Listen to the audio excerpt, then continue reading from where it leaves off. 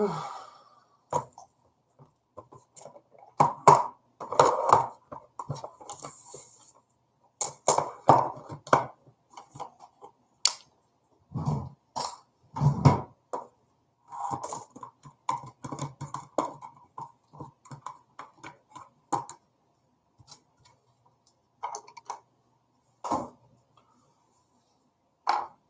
hey, El Coldera. Thanks for dropping by, man.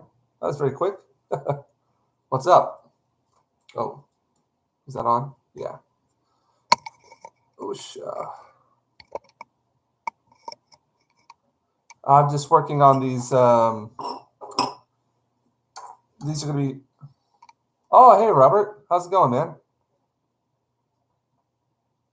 A new channel? Congratulations on that. Why the change?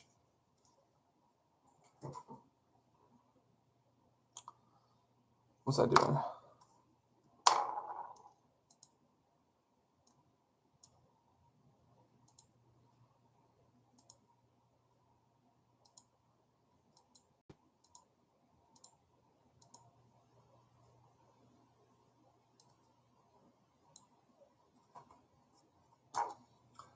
Is this channel more like for a different, I don't know, different purpose for YouTube or something, or? Ah, okay, I gotcha. Yeah, that's what I did with this as well. Like if you just look up my name, James, or James Harris, you'll get like a billion different responses or results. Where was that?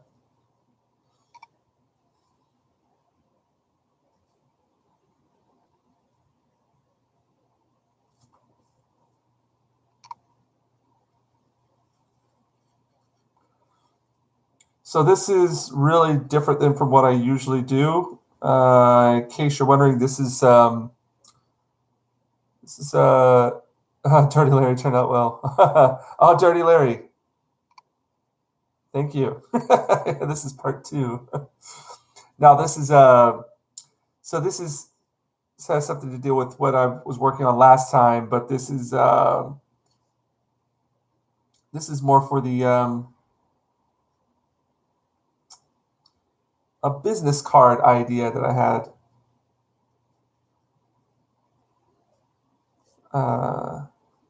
So yeah, I'm trying to make that, working with that design right now. So I'm been looking at many different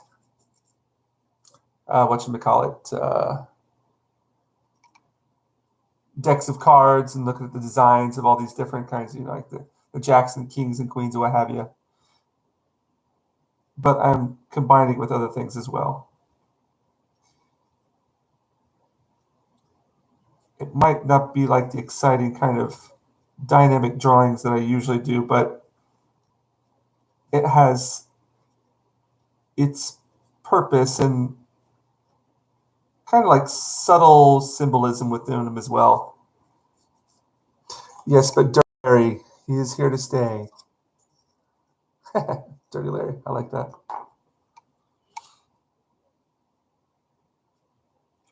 Ah, yes. I could. I'm keeping it a bit close to the chest is why I'm doing this though. So it's kind of a bit of a, I'm going to reveal it later what exactly is going on here, but I don't want to spoil anything. So this isn't actually representing me as much as it is a certain project I might or might not be working on, if you get the gist. Being very X-Files top secret here.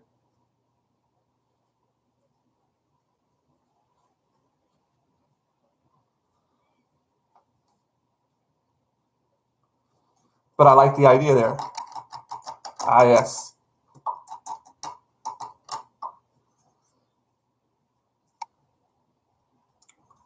Let's see what's going on here.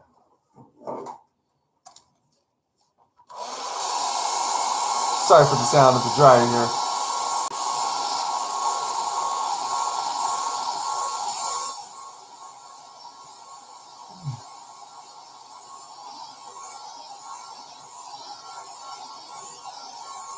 Is all going well on your end?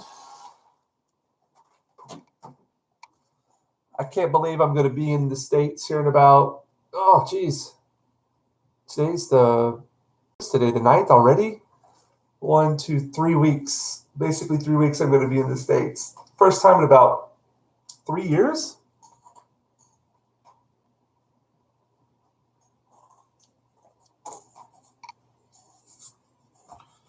So cold era, what's the origin of this name, if you don't mind me asking? Cold era.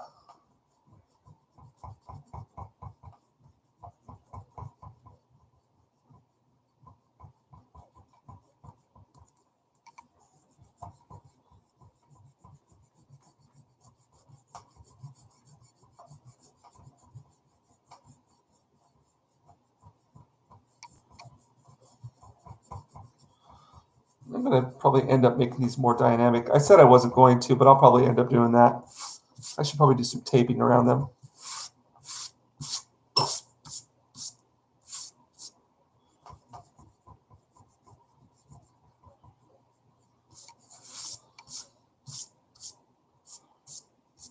I like the cold. There we go. Hey, simple is best. Same here, man. I'm definitely not a hot weather guy. Not at all.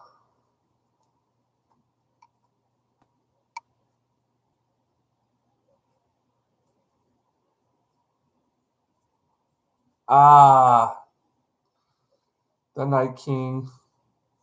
What a lost chance. What a lost opportunity, man. I wonder if they had like an idea what they were going to actually do with him at the beginning. Or if it was just like, hey, we're just going to wait for George to finish the books and then we'll, because he wasn't even in the books. So I don't know. What's the deal there? Did they have a plan with this guy, or was it just going to wing it and then decide at the end, we'll just use him for like a prop for our Mary Sue to play with? Arya. Man, can you remember those times? I mean, like, even just hearing the intro music to Game of Thrones was like, man, it got you pumped up. And then all of a sudden it was like something you weren't looking forward to anymore, and all the thrill was gone. Yeah, he had a dirty Larry done to him. He was dirty Larry'd.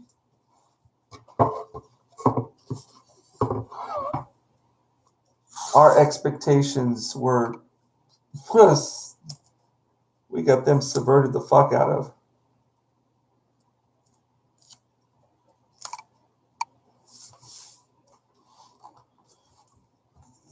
I was teaching a student, of course, I'm in Japan, so she was Japanese and what have you, but she was following Game of Thrones as well, but all the translations, everything were like a season behind. So I was a season ahead of her. And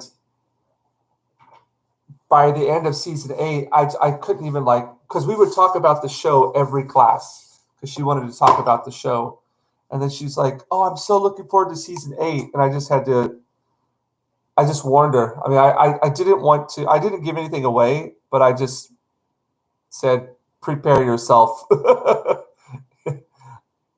I don't know what you're expecting or how into it you are. I knew she was really into it, but I was like, I don't know how much you have invested in this, like mentally, spiritually, physically. I don't know how much you got invested in this, but just prepare yourself. And then a year later, she just came in. She's like, all right, we're watching the last episode tonight. And you could just tell that she was completely disappointed in it. And the next week she came to class, it was just like, what the hell was that?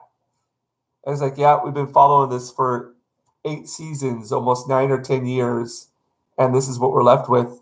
Like just a vacant, empty feeling of lost time. It's like you invested everything. So emotionally into something that gave you absolutely nothing in the end. Yeah, great, wonderful. Nihilism at its best. But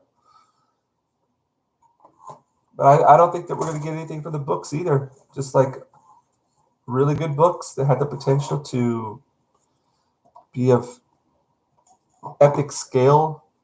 Yep, phenomenon wasted. Yeah. So I don't know. I don't know if like because when you've invested that much into something like that, I mean, if something else were to come down the line, and this is how I've been since then, just like really cautious. I don't invest my time into it unless I know that it comes to an end, or yeah, if it's supposed to be a series that has an ending, I I don't know. It's like you put up like your guard, like, hey, I'm not going to invest my time again. I don't know. So like after that was over, it took me a long time to even watch anything on TV. I just went straight to YouTube. I watched. That's when I started getting into you know nerdrotics and stuff like that. Just couldn't. Ah, yeah, that's got to be disappointing, man. I feel for you. For me, I didn't know anything about the books at all until I started. I'm one of those guys like I was one of the last people to get onto Facebook. I was a late like arriver to Twitter. I just see things as trends and I kind of avoid them. And it just takes me a while to, like, after a while, like, okay, I guess if it's that popular, I must be missing out on something. So let's try it out. And then I started reading, I started watching the series first. And after the first season, I was like, oh, dude, I got to read these books. So I went straight to the books after that.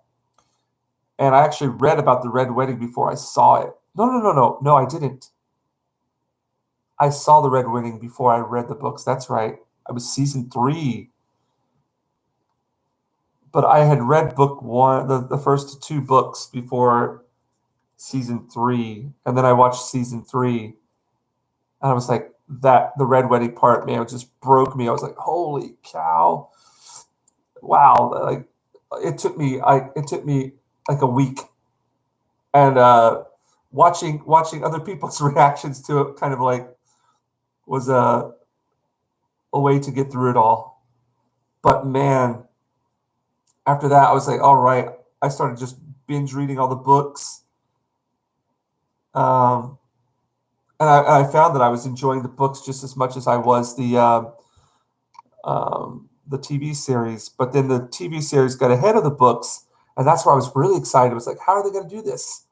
And I was like, I could, some was just a bit funky, but let's roll with it. Let's see what they're going to go like do with it.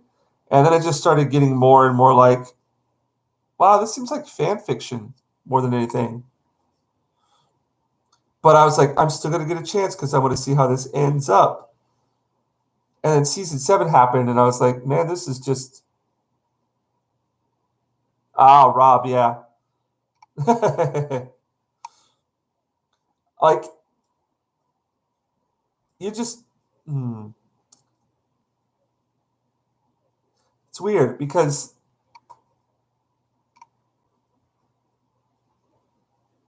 I think, oh, I'm trying to remember how I felt at that time because you know, especially season 8 hit so hard and just killed like the whole love that I had for it, everything that it's difficult for me to remember exactly how I felt at that time. I mean, I don't think I hated Rob. I was definitely invested in the characters, but you could, yeah, Lady Stoneheart, dude, man, that was like another opportunity wasted. What a great character, and that's why you know, as I was reading the books, I was like, man, the books have just totally the series, I don't know where it's best. Yeah. Well, I found it in the. I'm trying to remember how I felt about him in the early part. I don't know, because I started reading the books after the Red Wedding, so I was really invested in his.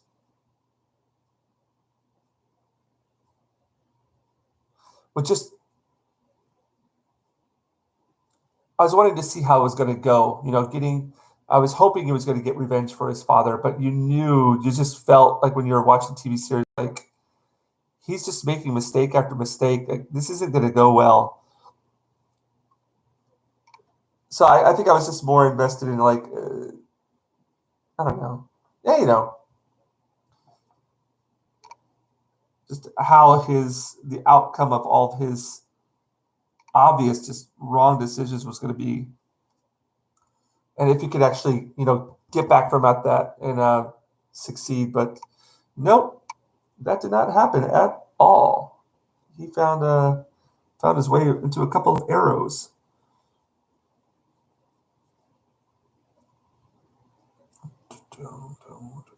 Thanks for the thumbs up. Appreciate it. As you can tell, I'm just doing this card here. I'm going to try to get a bit more. I'm really too tight with it. I might get a little bit more loose here. I need to. Thanks for the thumbs up.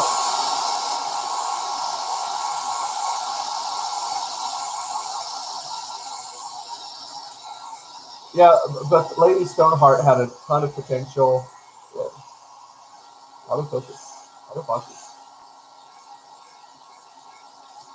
Yeah, I mean, there was so much more in the books, but I don't know. Who knows? Maybe they'll. No, they can't. It's done. So it's not yet another thing that we just have to kind of, hey, call it a loss, move on, and just be. That's why I'm just like more protective of what I invest myself within now when it comes to entertainment. Hey, what's up, Tildy? Yes. Well, what yes, I agree with you there. Well, I was hoping that one of my predictions was that they were just going to like go straight past Winterfell and just go straight. Well, actually, what I was thinking is that Winterfell was going to be a diversion, and that they were going to attack Winterfell with a very small portion of their army, but that the actual strongest force of the army was going to go up north. Oh, no, go down south and just take care of King's Landing and just completely obliterate it. But I think, yeah, there's no. It could have just ended up being a tragedy, but they made it into like a happy ending story, a somewhat happy ending story. That was just bland as hell. Yeah. It could have definitely been that way. But all I could do is just give a big sigh.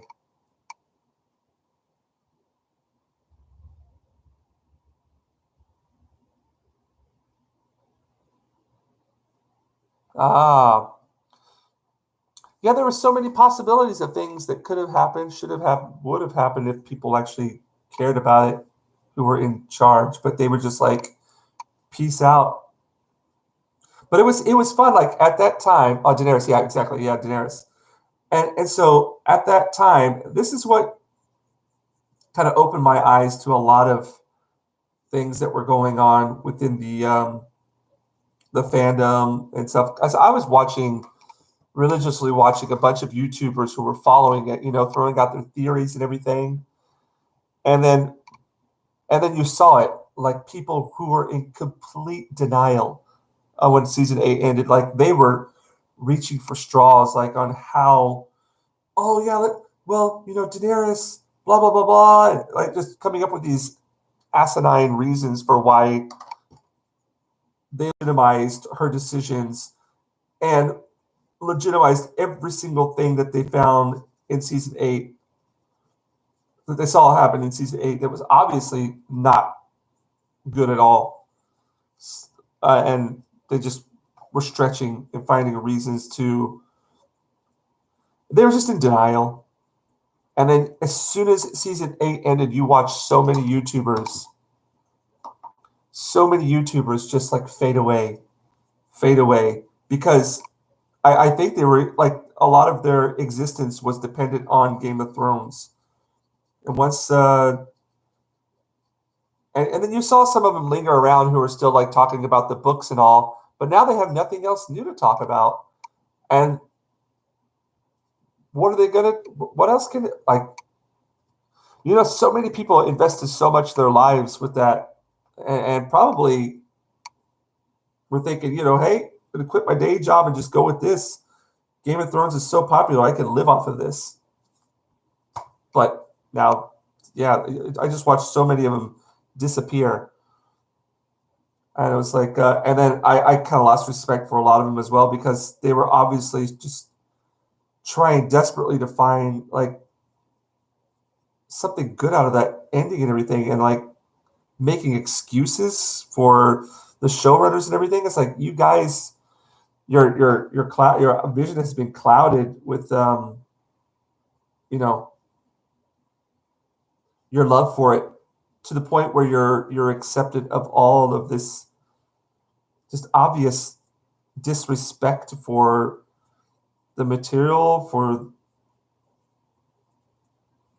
for everything that we had invested in. Yeah. When I saw that, I realized, oh yeah, there's a bunch of people out here that are just posing, who are just going to like it no matter what. So yeah, after that, I stopped. I just stopped watching any kind of entertainment. All I could watch was sports. It's like, okay, we're just gonna watch sports, and then yeah. But then there was a part of it. It's like, okay, I need something other than just sports or what have you. But then the YouTube was the next, the next genre that kind of pulled me in. But yeah, I don't know. But again, another thing that always worries me is it, we need more than just bad entertainment to talk about. We need good stuff to talk about too. And you can only ride on the bandwagon of crappy shit for so long before, in my opinion, before you're like, okay, man, we need some good stuff to talk about. Speaking of which, I don't know, any of you guys seen anything, watched anything lately that you've been really, I know that's kind of, I don't know. Have you seen anything that you really enjoyed, want to talk about? Because I will not watch Loki. I will not watch anything else that Disney has to offer. Like zero. Won't do it. Okay. Can you give any names out for like what are the names of the animation? Because I ain't watching another thing that Disney ever puts out, like ever, never. Not gonna do it. Okay, yeah. So I've heard a lot of stuff about Castlevania season 4, Blood of Zeus, DOTA. Don't know what that stands for, but thanks for the thumbs up. I'm gonna have to start watch some of these then. Castlevania season 4, Blood of Zeus, High Rise Invasion. All right, cool. There's some good names there. All right.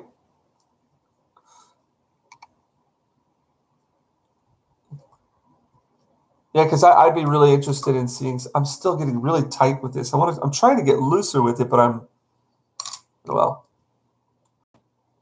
What does DOTA stand for? What is that the acronym for?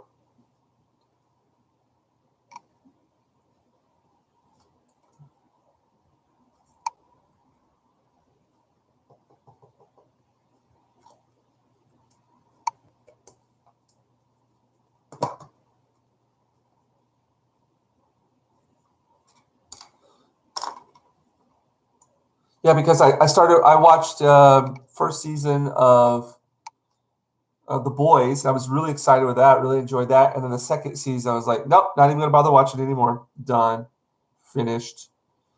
Watched the first season of the Umbrella Academy, and to be honest, eh, eh. There are parts of it I liked, but some of the characters just seem so. Okay, thanks there, Tilly. As you guys can tell, I am not.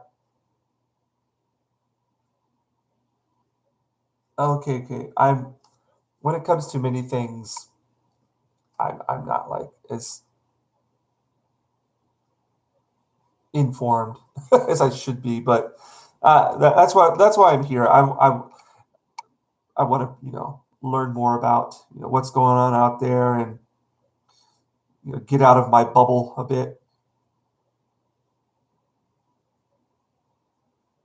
So yeah, I'll have to check out some of the series. I did watch Primal. Did you guys check out Primal? There's some really cool stuff in there.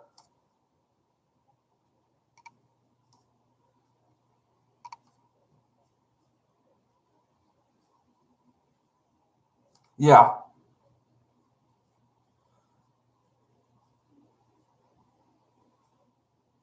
I kind of think that I'm hoping. I know they're probably going to bring her back, but I was hoping that you know I don't know. I don't want to ruin anything, but one of the characters who looks like they could be meeting their end in season one. I was hoping that they. I don't know if they're going to, but I hope that they don't bring that character back. I think, but I have a feeling that they're going to bring it back.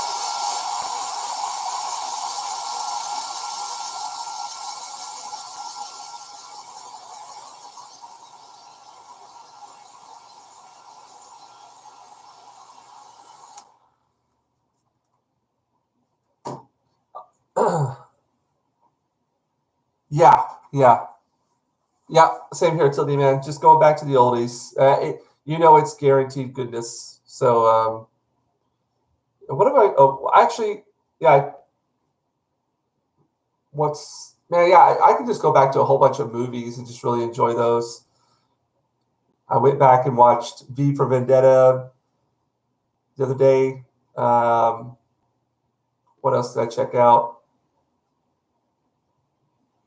Gundam is huge, man. Yeah, and here's another thing, Robert. I'm gonna keep on calling you Robert, even though it's Cold Era. Um, and I was talking to who was I talking to about? I think I was talking on a stream about this the other day. Is that I've seen Gunplas just popping up everywhere nowadays. Like before, you saw them here and there, but it's like I think what it is because a lot of people are staying inside. Robert, okay, cool. A lot of people have been staying inside because of the whole coup or what have you. So Gunplas have made a huge resurgence. And you like at all of the stores, electronic stores, your stationary stores, your what you would call it, hardware stores, what have you, they just got Gunplas everywhere. Like there's tons of them displays everywhere. They've built the Gundam in where was it at? Yokohama? Is it Yokohama or where was it at? Shoot, I can't remember. Um, the life size one. Yeah, so yeah, Gundam's it's making a. I don't know if it actually really left, but it's making a huge. Well, its popularity is obviously coming back big time because just Gunplas are everywhere. Yeah, I don't know who was was it a Japanese based company that did it or was it American or was it like animated or was it I don't know. Yeah, I just don't trust a lot of new stuff coming out. Just kind of checked out, dude.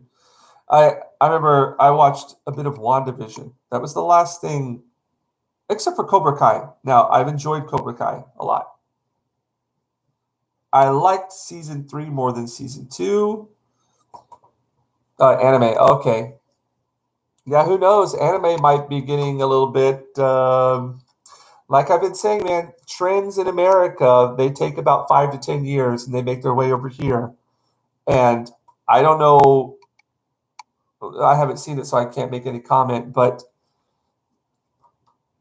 you can see it. It's creeping over here, and a big American companies will do their best to infect Japanese companies with it, and they can hold out, but I don't know for how long. I don't know. Don't know. Okay, see, I'm telling you, like,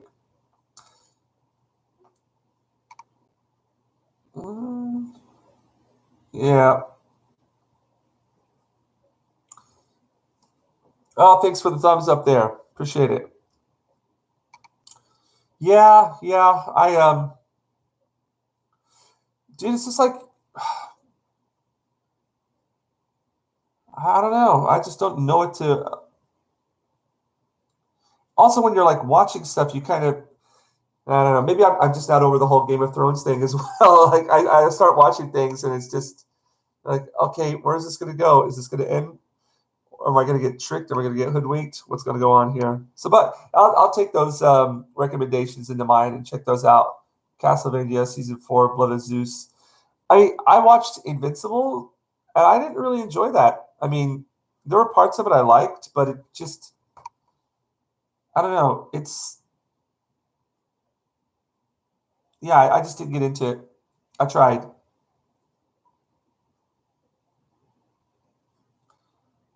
Now I enjoyed Primal. I enjoyed Primal a lot. I binge watched that. I enjoyed Cobra Kai. Um, when it comes to anime, like I don't know if you've ever watched Memories. I can't recommend that enough. Uh, Memories was really really awesome. I guess maybe I'm a bit snobbish. I don't know. I just I like to see really really good things, and I guess it's because I'm just a very busy guy and I don't have a lot of time to invest my time with stuff that's kind of mediocre. Overlord and Sword Art. Man, I need to look this stuff up. Out of the loop yet again. Hey Tildy, do you see what's going on here? If you're watching.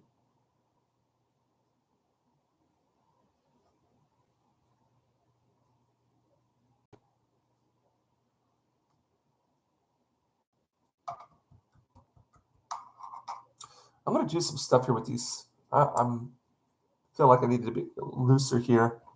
It's too tight.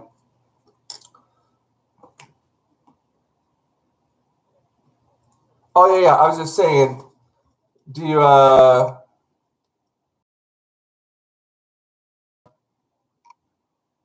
attempt at what I want to take over to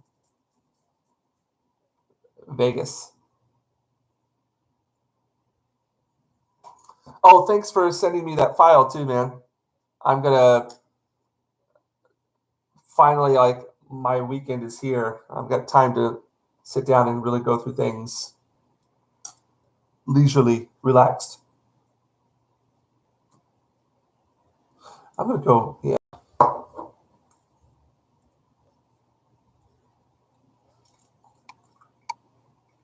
Thanks for everybody dropping by here. I today's artwork isn't as dynamic and crazy as my stuff usually is. I apologize, but it's kind of working on a bit of an illustration, graphic design kind of project.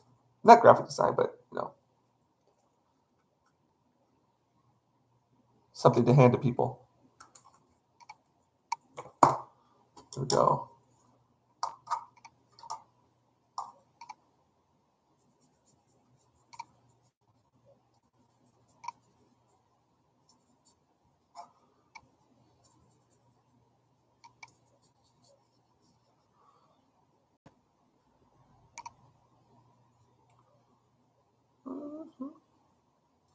Hey, but Robert, thanks for all these suggestions, man. I appreciate it. Oh, what the hell's going on here? Oh, that's kind of cool. Yeah, okay. This is what I need. I need to get like a bit loose, play around with some colors here. Thanks for everybody showing up here. Appreciate it.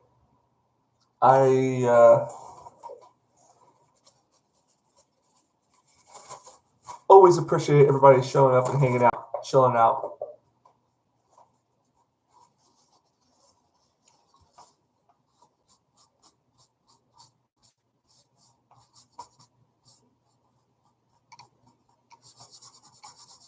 Oh, that's a cool color. Yeah, I like that. All right.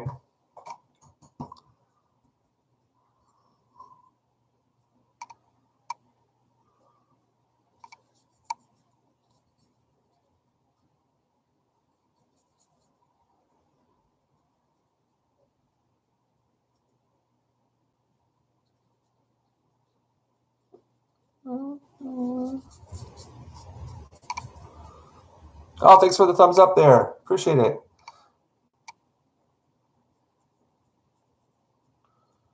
Yeah, so today I had.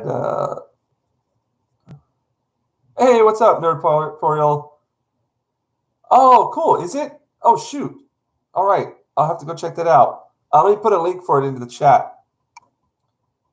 Hold on a second. Yeah, Nerdporial, he's keeping it real over here, guys. Working his ass off. And man, nice to see you on the stream last night, the member stream. I was so tired last night on the member stream. I thought it was at 2:30. Was I mistaken? I thought it was supposed to be at 2:30. So I went to bed at 11:30,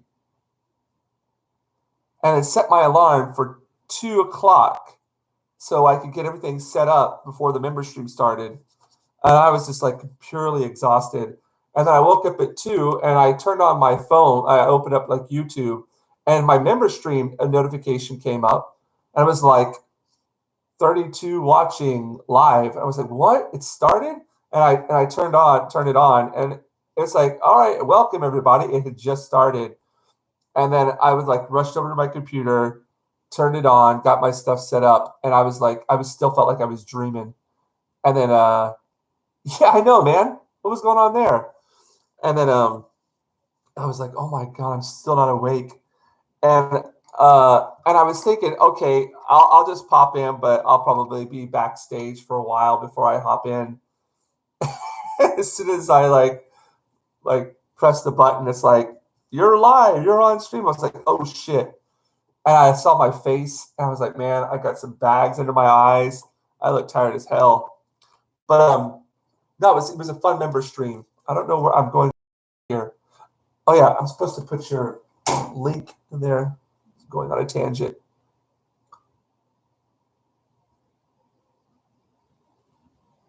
Yeah. So I knew that this one was happening, but I could have sworn it said like 11:30, which means it's 2:30 my time in the morning. Yeah. So that was the first time I'd ever been really early. So there's another one coming up this Sunday, but I'm thinking I might just take. I feel bad because I was on there for the whole time. It felt like actually I was, but I was just yeah. I should have. I felt bad afterwards, but yeah. Oh well. I apologize to any people out there who were trying to get on and I had their space. Yeah. So next time I'll try to make a more timely departure from the panel. Oh, okay. I'm still like not doing what I'm supposed to be doing here. So let's go over here. Oreo.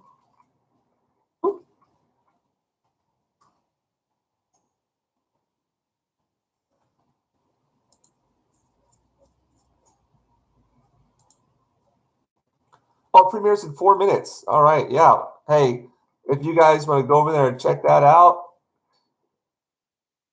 go for it. Take a look. Here's a link to it in the chat. Aliens, yes. Nerdporial, he's got his stuff together. He's yeah, 769 subscribers, dude. Way to go. Look at that. Nice.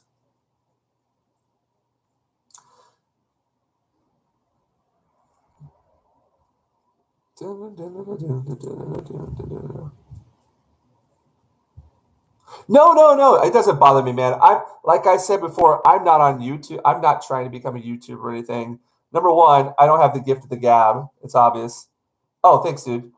Um, it doesn't bother me at all. Like I am not out here to like my my aim for YouTube is not to compete with anyone. My aim for YouTube is to meet people, talk to people, learn stuff, and of course show you how I work and just, connect. That's it. So like if you want to pop off and go watch the stream, do whatever, it doesn't bother me whatsoever. Not at all. Like that's why I'm here to promote you guys. I'm here to promote you guys. So if you could more than welcome to use my stream to promote whatever you're doing, even if it's right now. Doesn't bother me one bit. Yeah, dude, that's all it is. It's just a hobby for me. Like me talking and drawing at the same time, it feels great. I like to go to the coffee shop, chill out, and draw there. That's like one of my favorite places to go, just because there's activity around me. Like if I'm just sitting at home by myself, sometimes I feel everything kind of works out, but sometimes I'll just be sitting by myself and drawing, and I just like to have things going on around me. So this is even better than the coffee shop because at the coffee shop I don't really interact with the people who are around me, but here I can. Let's see. Tildy, are you talking about the one you sent earlier today or just right now? Because I checked out the one that you sent earlier today. I checked it out. When I say check out, I could only look at it for just a bit. Oh, see, yeah, Cold Era. It's weird. Like for me, I could be alone and get like really inspired. But right now, okay. I'm not seeing an update here. Let me try this again.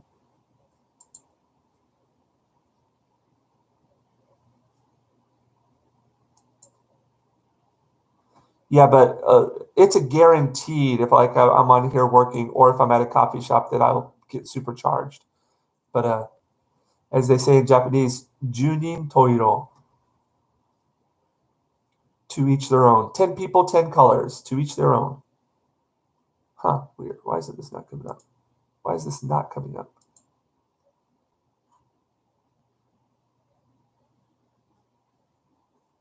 Huh.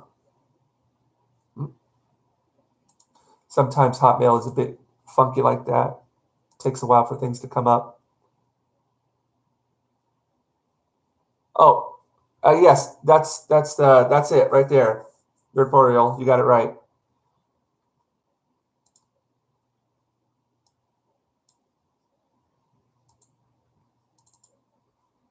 Huh, weird.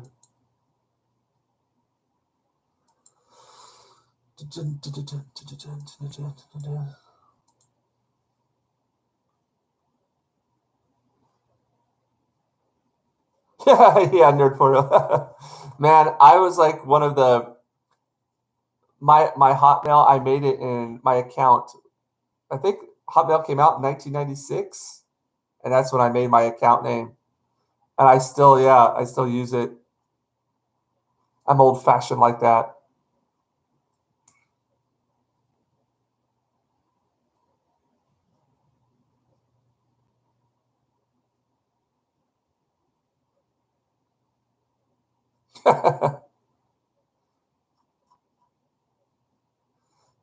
Tildy, it's a burden you must live with. Ah, okay.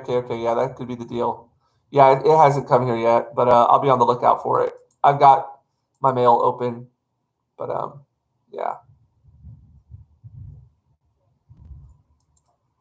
Ooh, we're getting some thunder and lightning out there.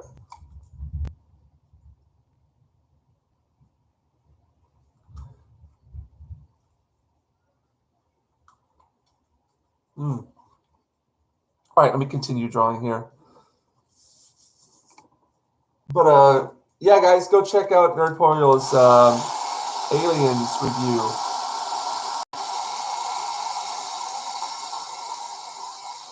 An icy necromancer. Okay, hey, yeah, I, I'll do that.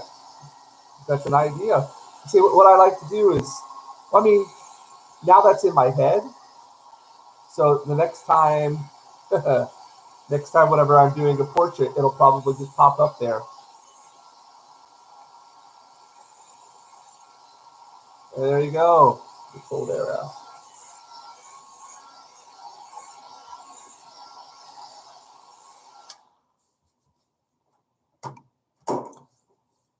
Well, the thing is, like, whenever I'm working on, like, this one, like, the subject matter was decided beforehand. But if I'm working on a project, like, just like a random one, I don't know where the ideas come from, but they probably come from like a variety of sources, other things, other uh, artwork or forms of entertainment, movies or TV shows, or maybe like a book I read or a comic book I saw or something like that.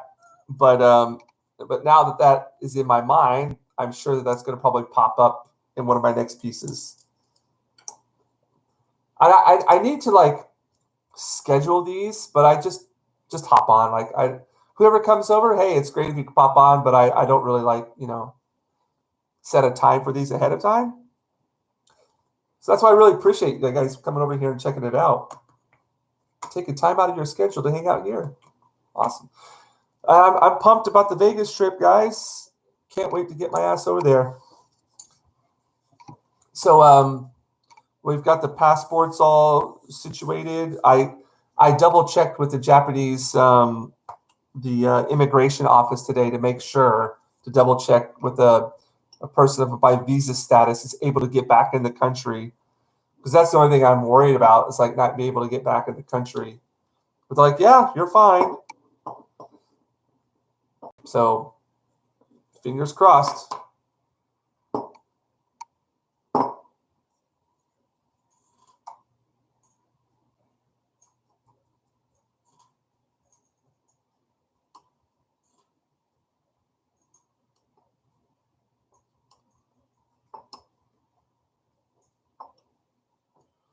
All right, I'm gonna go check this. Let's see if this mail has come here or not. You've got mail. Nope.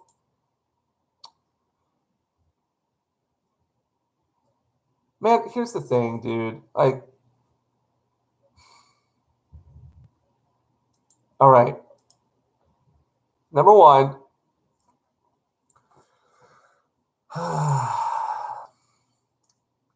Japanese people have one of the highest life expectancy rates in the world. Japanese people eat tons and tons and tons of pickled fermented food. It's their diet consists of a lot of vegetables, a lot of a lot of vegetables, a lot of fermented food, things of that sort. So of course it hasn't hit here as hard as it has other places in the world. But one thing that I think is going against them is they're like, okay, let's keep all restaurants and everything open, and then they'll do a state of emergency where everything closes at 7, and they keep on going back and forth, back and forth, back and forth on that. It's like I don't know what they expect to happen. If it's not working, then why are you trying it over and over again? It's like, oh, here we have a problem. Okay, let's try to solve it this way. Oh, it didn't work. Well, let's try it again. Oh, it didn't work. Well, let's try it again. Oh, it didn't work. Oh, let's try it again. It's like, do you know how dumb you look? Just open things up. But Japan is everywhere you go, you'll see anzen daiichi, which means safety first, like safety first. So, like even now, and Japan is basically the size of California. By the way, Mama Susan, I am not a doctor. I do not blah blah blah blah blah blah blah blah blah blah blah. Right? So, Japan is the size of California with half of the population of America. So we're tightly fit here. And to be honest, like, I don't know anyone here in my community. I don't know anyone, number one, who's gotten it. And of course, I don't know anybody who's died from it. Now, if you go to like Tokyo, which is like a gigantic freaking huge city. Of course, people have gotten sick from it, and of course, people have died from it. But if you ask people around, like if you ask around, like, do you know the age of people who are dying from this? And everybody will tell you no, because they don't report it on the news. They don't say it in the papers. All they say is like this many people contracted it, and this many people, and they don't even say died from it. These many people died, and of course they had it when they died, but you don't know if that's the cause or not. It's just, and I'm not going to complain about it too much. This will just be my last rant, but everybody here, I'm basically the only person around that doesn't wear a mask. I won't do it. I won't. I feel like I'm suffocating all the time. I feel like I'm just bending over for, I don't know, I'm just an asshole, whatever. But everybody here wears them in their cars. They wear them when they're walking their dog. They wear them everywhere. And people are just, I don't know. I think a lot of people are waking up to it, though. I don't know. Maybe I'm being very hopeful and optimistic. But I don't know. I'm just, yeah. There you go. I just don't follow the trend. Long answer for a very short question. But yes, people are very cleanly there here. Even before the whole coup and everything, like everywhere you went, people were always disinfecting things in the store. But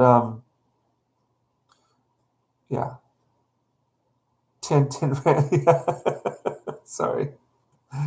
Yeah, it's just a rant. I feel sorry for my students sometimes because they want to know my opinions of things, and they just don't understand why the government, again, I'm not an expert on this, but they ask me, like, James, teacher, why does the government keep on doing this to us? Why do they close things down and then open them up and close things down and open them up? And all I could tell them is like, and I've met tons of people who they've lost their jobs, they've lost their bars, they've lost their restaurants, and they're completely, they're in a bind. And I'm like, I don't know what to say. I mean, just think for yourself. Why would they want that to happen? Thanks for everybody dropping by. You are currently listening to my rant. Yeah. I just feel sorry.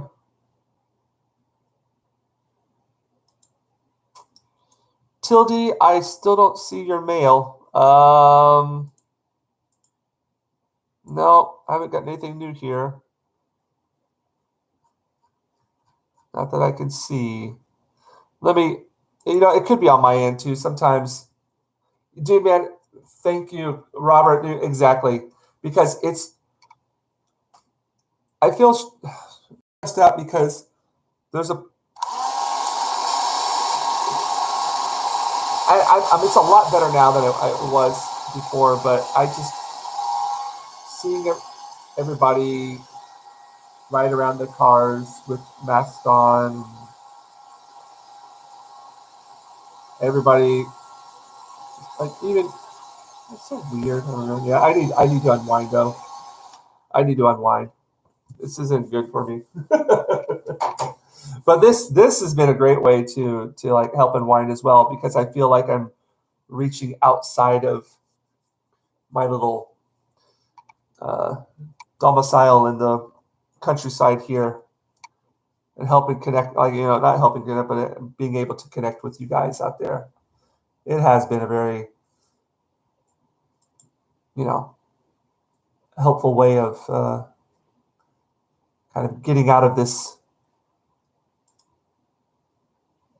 funk. Yeah, Tildy, I'm still not seeing anything.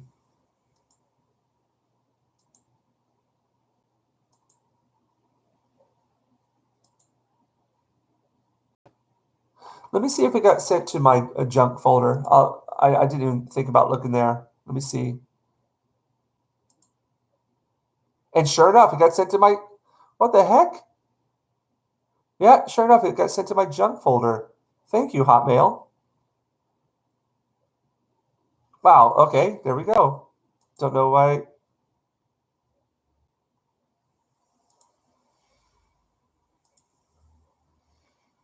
Here we go. Found it. Oh, okay, cool. Hey, no, that's fine, man. I like that. No, that's why I put it out here. So this is just like a mock-up, but yeah, that's a great idea. Yeah, I knew I was being way too like, yeah, this is much cooler. Yeah, yeah, I like this right here. Totally agree with you, man. No, this is why I was doing it because I kind of wanted to see. Um, this is good practice for me, but yeah, I definitely when I was working, I was like, I'm not. I'm feeling like these are way too. Yeah, they don't feel organic, but I appreciate that, man.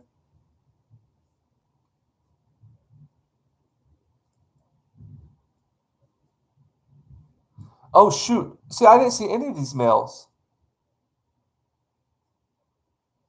Okay, I'm gonna have to get back to you on these things.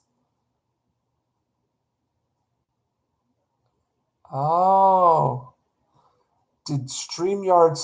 Well, actually, yeah. Oh no, it wouldn't have. Would have it? Because oh, let me see. No, StreamYard might have. Let me see. Let me see if that's saved. Yeah. I agree with allowing me to show off my artwork because I don't feel like I'm doing my artwork right now with this. It just feels like I'm coloring, you know? So, yes, totally agree with you there. I like it. See, this is great. Great that I did this here. Yeah, so I was, yeah, as I was doing this, it's like, I don't feel like past broadcasts, and I do have them here. I do have them here, man. Oh, yeah, the, okay, yeah. But if I don't do it now, I'll forget. Ginger Talk live art. Hold on a second. Oh no, I it didn't go through, man, because shoot, no, it didn't go through because we didn't go live on YouTube. So all it is just an upcoming broadcast. Darn it. And I didn't record it on my end. What I did do is I took a bunch of screenshots and I wrote down notes. So I can send you that because while we were talking, I was taking screenshots of the pictures you were sending me. Where's that at? Um, hold on a second. So yeah, I did take screenshots and I have notes that are written in them. So maybe that will help you bring, remember what we were talking about. So I'll save those screenshots and send them over your way.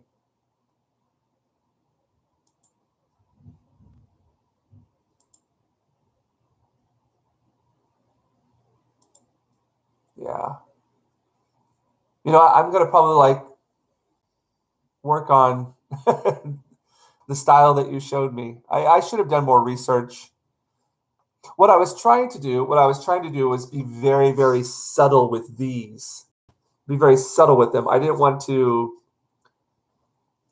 I should probably talk to you more about this in person. But yeah, I like what you sent me. I'll just leave it at that.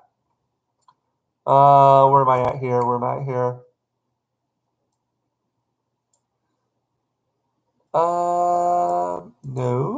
No. Here we go. I'll throw them in here.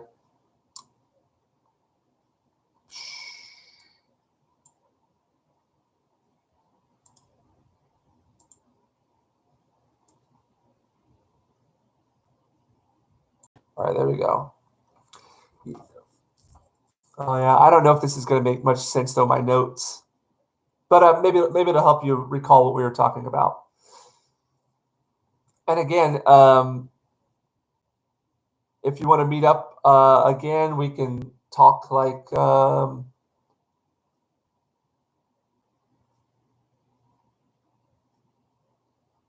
yeah. We'll talk again. Maybe we could do a talk again sometime next week. I don't have anything on Monday, this coming Monday. So if you want to get together and talk again on Monday, we can. Monday morning for you, Sunday night. Sorry, Monday morning for me, Sunday night for you. That'll work. But I'll just send these over your way.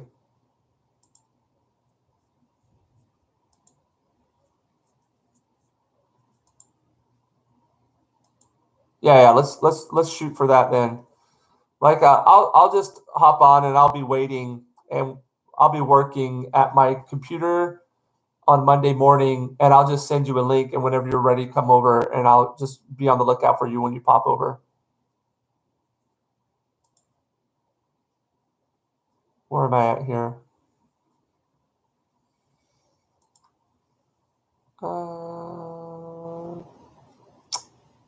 Oh, hey, Robert, the werewolf one. Thanks for your comment on that. That's actually from another person who I'm working with. He's got this comic book idea, and we've been working on it for over a year now. But it's kind of taking its, we're in the waiting for things to proceed. But in the meantime, I'm just going to work on other stuff while I'm waiting on that end. I should probably send him an email, but yeah. But again, thanks for checking me out over Instagram. All right, Tildy, I'm going to send you a mail here with our I took with my notes from the last thing. I mean, maybe they'll help, maybe they won't.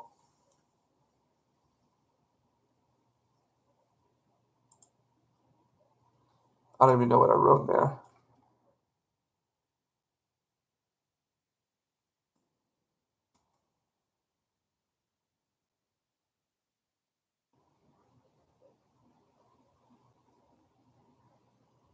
All right. Okay. I'm wondering if I should just let me play around with this a little bit more. I've gone this far with it. I might as well just keep on going. It's practice. Nasebe naru. Practice makes perfect. Nasebe naru. Naseba naru.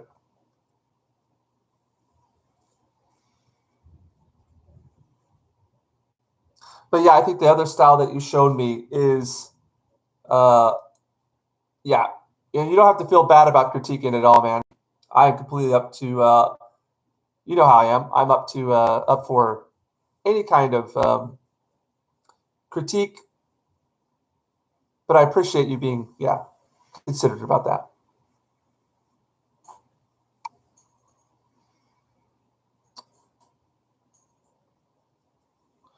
And these will be the style that you show me will be much cooler to work on, definitely.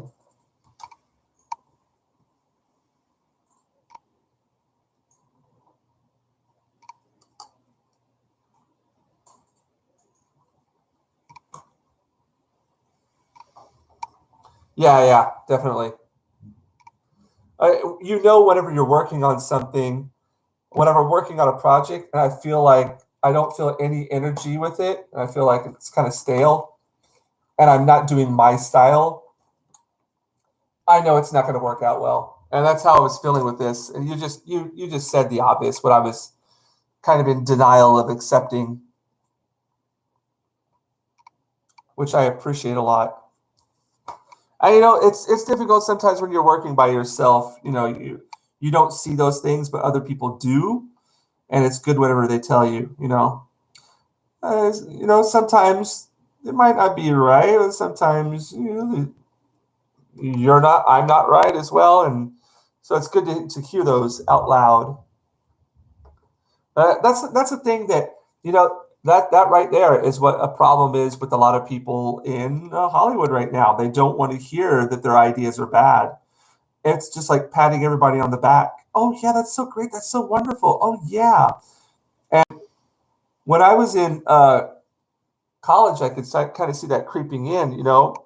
It was, and I said this before on somebody else's stream that for me, I would find out which professor was the most, like, who's the strictest, who would really, really challenge you. And I took their courses, and it was scary. Yeah, you were going to get ripped into, but how else are you going to get any better? You're not going to get better by being told, "Oh, that's great, that's great, that's great."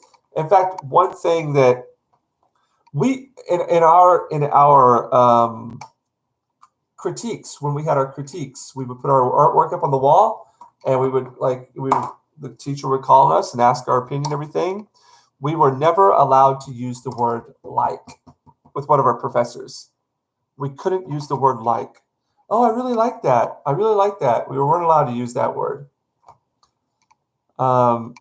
which made it a lot more difficult to express about why you appreciated something, not just because you so-called liked it, but giving the reasoning why you appreciated it or found it to be of good or bad quality.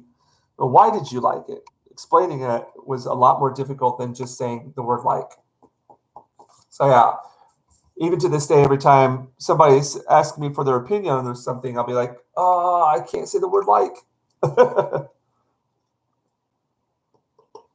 Yeah.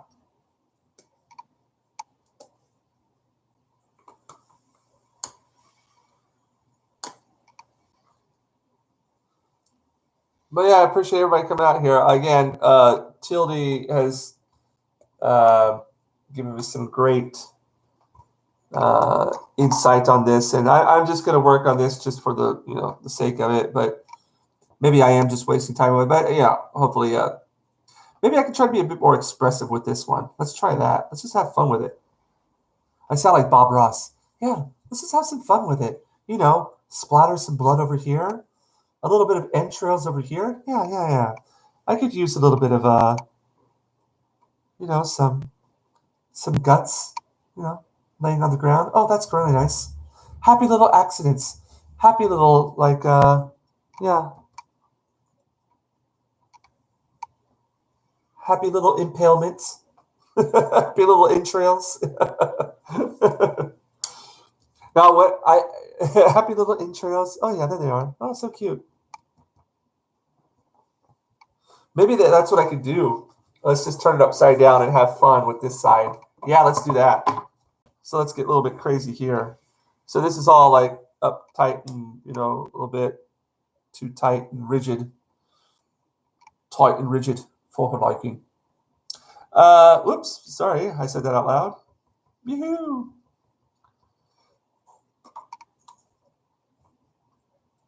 Man, I can tell you though, like on last night's member stream, even though I was on there for too long, in my opinion, sorry about that. I was spending most of the time just sitting there, kind of observing and listening to people. I mean, I like to do that. I like to listen to what people have to say, really absorb it, and then if I got something to say. But I figure that most of the times, whenever I'm saying something, it's like a little joke. I get that from my dad, though. 99% of the time, that guy would just talk complete BS. But it was, that's who he was. That's what he did. So throwing a little wisecrack here or there.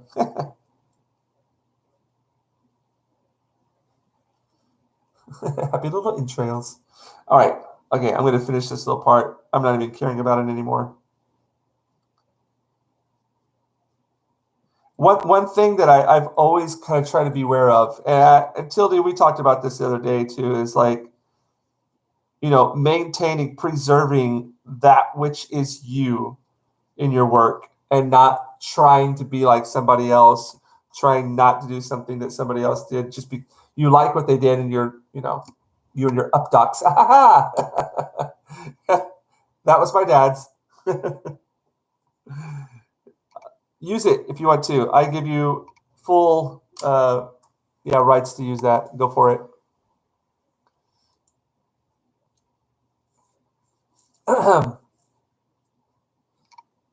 What was I doing here? I was trying to find something. No, the hell with it. I'm not. Okay, here we go. Yeah, just paying too much attention to the source material here. Need to get away from that.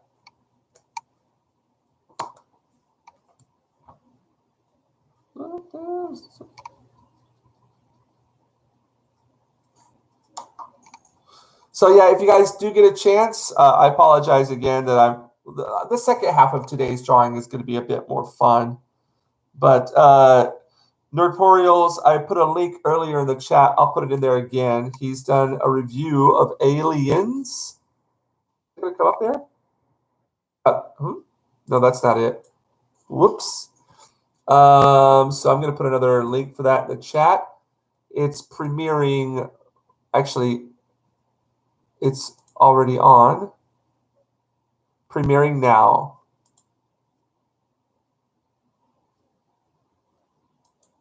All right, here we go. Oh, is it? Oh, it's ending right now.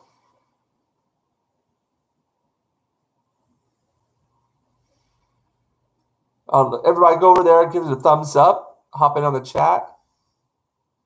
Yeah, thumbs up right here. Oh, it just ended. I'll have to catch this later. I should have had it on while I was. My brain's not working right now. I wonder if it did.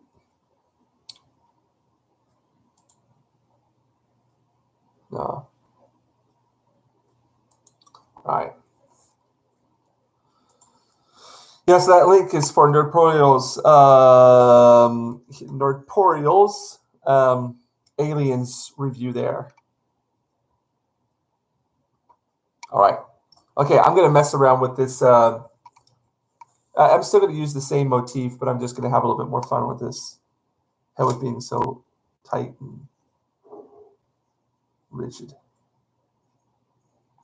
Let's see what I can do.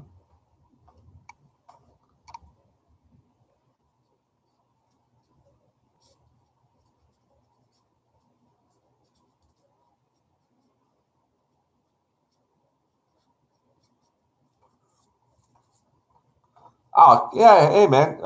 They just ended there, Robert. But yeah, feel free, like I said, to yeah. I wish I had something that was a little bit more enticing that I was working on. You know what? Next thing I might do, I might work on that. The whatchamacallit, the necromancer, ice necromancer.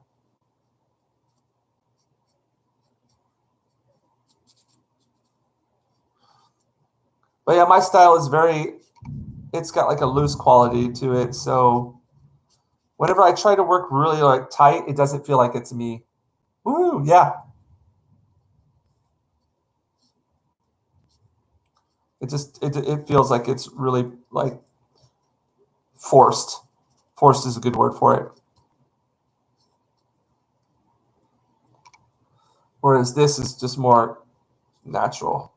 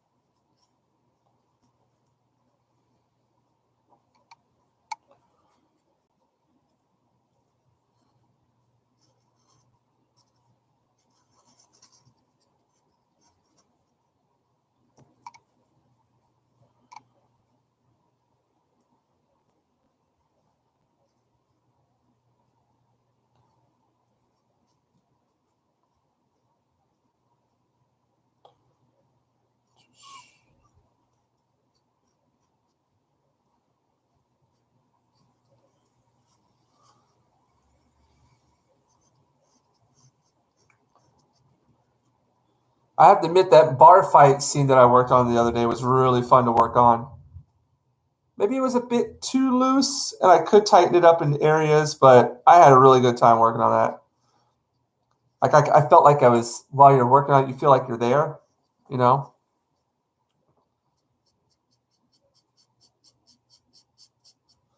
Because when you're drawing anything, you imagine that you're that person. Like if you're trying to do like an expression, like a smile or an angry face, you end up doing it yourself. Like while you're drawing it, you'll be like having this angry scowl on your face as you're drawing.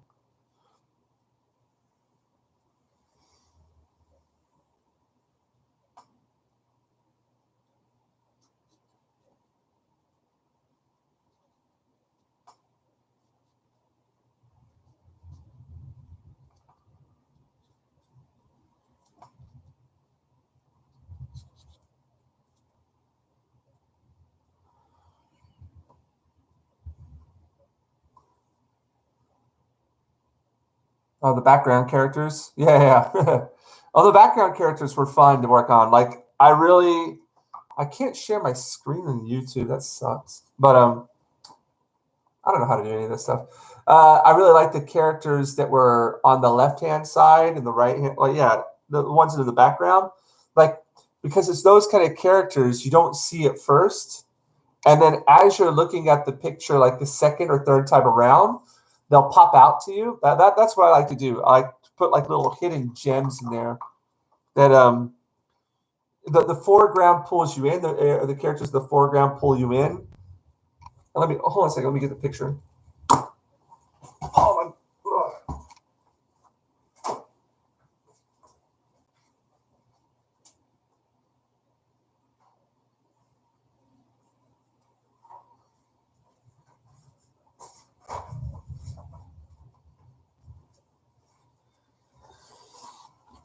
Happy little gems. Yeah. Happy little entrails, happy little gems, a whole bunch of happy little things. Like this one from the other night, like these characters back here. And to be honest, that kind of scene I get from Toulouse-Lautrec. You know, like the lady right here. He would do like these scenes from like Moulin Rouge or bars, stuff like that. And you would have your main people in the foreground, but then your characters in the background would be just as like what's the word I'm looking for? Essential to the mood of the picture. It is. So I'm glad somebody got that. That was kind of just me messing around. Yeah.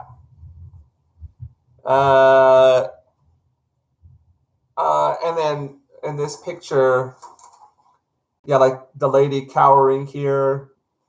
This guy, the bars, the poker table has been flipped over. And it's weird. For me, one of the funnest parts were just doing these cards on the floor. Just really, really quick and expressive because it was just, I don't know why, it's just really fun. And this guy's face right here, he's being choked. There's just so many parts that were fun to work on. This is one of those pictures I really enjoyed. Even this guy's contorted arm right here, which is anatomically, this is not correct at all, but I kind of leave it there because I like it. You know, it's this exaggerated, twisted form. He just got his face popped. Yeah. Yeah. And even these two guys in the background right here, they're actually too small. They're too small for this. The perspective is wrong. But I kind of left it. It's weird, I know. It doesn't work. But I like even like things like this where the chair leg is broken. Like that part. I just like working on these little aspects of it that are, it's not the main focus. But what I like to do whenever I do a picture is I like there to be like the main part. It's like the okay, so let's compare it to, even though I'm nowhere to his scale at all, nowhere. I'm not saying that I'm to his scale at all. Like George R.R. Martin, and sorry to bring this back up again, but whenever he's writing a book, you have your main story, you have your main characters, you have the main, you know, main events of the story, but then he'll just do these like these details where he's talking about what people are wearing. just the background information. And to me, that is just as essential as is the main, you know, part of the story. The main. Yeah, you guys know what I'm talking about. And after I read other books after the Song of Ice and Fire, I just feel like they lack that kind of detail, that attention to detail, that attention to um, just surrounding information that helps build that world. So that's why, in my case, when I'm doing a drawing, I like to put a lot of energy and detail to those aspects of the drawing as well that you're not going to initially see, but through a little bit of wondering and adventure through the picture, you'll come upon. So yeah, just a little bit of a narrative storytelling. Thank you.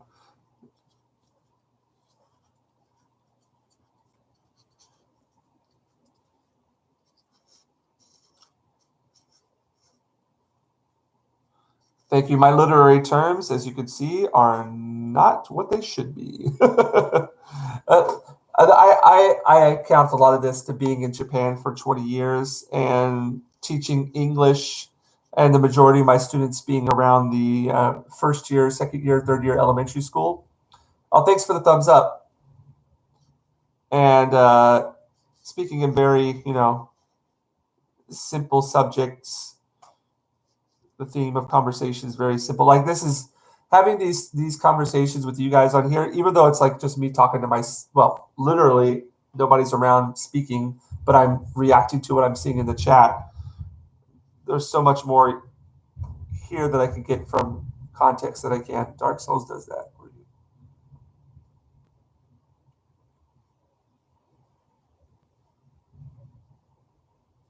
Oh, I got you. Okay, cool. Dark Souls. I am checking that out right now.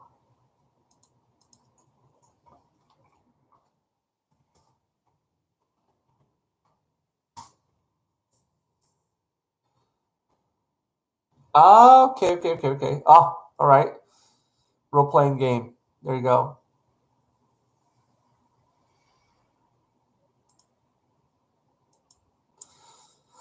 Robert, you know your stuff, man.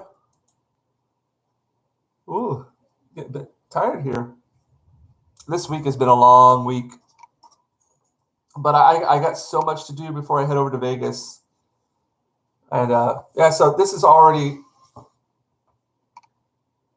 Yeah, man, I haven't. I'll have to be honest. I've been out of like the games since college. I yeah, I like the last stuff I really played like really hardcore was Counter Strike. I mean, I used to play that every single day, and that was the last game. I was addicted to it. I play it morning till I had to go to classes, and after I got classes, I played when I was back in my room. So yeah. So this is obviously much more. This is me. This is not me. This is me. This is not me. Okay, Sekiro. I don't know. Maybe somewhere down the line, I'll take another. I'll take a shot at playing some games. Who knows? I don't know what it's going to be like over there in Vegas, but it'd be interesting to see what. I don't know. Maybe partake in some gaming while I'm over there. I don't know. Man, we've got a big storm out here right now.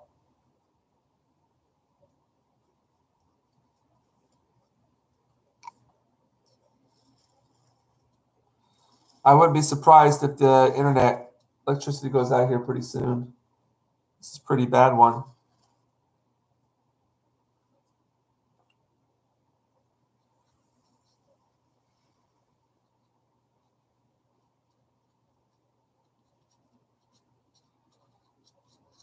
Yeah, but going back to those my I'm not a perfect artist, and I'm nowhere close to where I want to be with my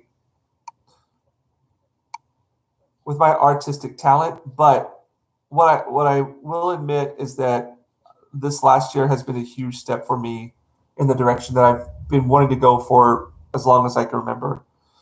And one thing that I've got to realize is that me drawing this way is actually going to disappoint people. Um, there are people out there who are like, "Oh, I'm not really interested in this. I don't really like, get into this kind of artwork." But for me, man, I can do this stuff every day, and I do not get tired of it at all because I just want to create my own world. I want to create my own world within my pictures. And I mean, I'll still do things like landscapes and abstract stuff here, there, from time to time. But I consider those more as just like practice. Whereas I want to invest more of my soul into this and deliver on something. Deliver on something. You know what I mean? Have a project work on, and then have people want to see what I'm producing and invest their time in it as well, emotionally. Monetarily would be nice as well. No, I don't expect to get famous from this. I mean, because if you look out there, man, like all the billions of people in the world and all the talent, I am just a very, very small ripple in the water. Show Gary? Oh no, I didn't. Oh, that's on Instagram, isn't it? Oh man, I did that in like 10 minutes. I forgot that I put that on there. That was such a long time ago. That's kind of embarrassing. No, I did not show him that. I totally forgot about that. It's on Instagram, isn't it? I totally forgot about that, man. Because I've got an idea of a portrait I want to do of him. He's just got a really like illustrative, like a face that it would be perfect for an illustration. In fact, a lot of guys on that panel do. And I've got this idea in my head of what I want to do. Color paint the thing. I don't know if I have the balls to do that. Let's see what I got here.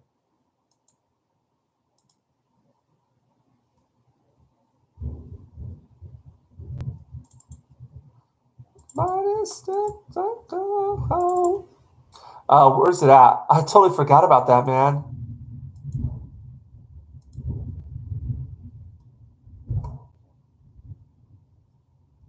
Huh?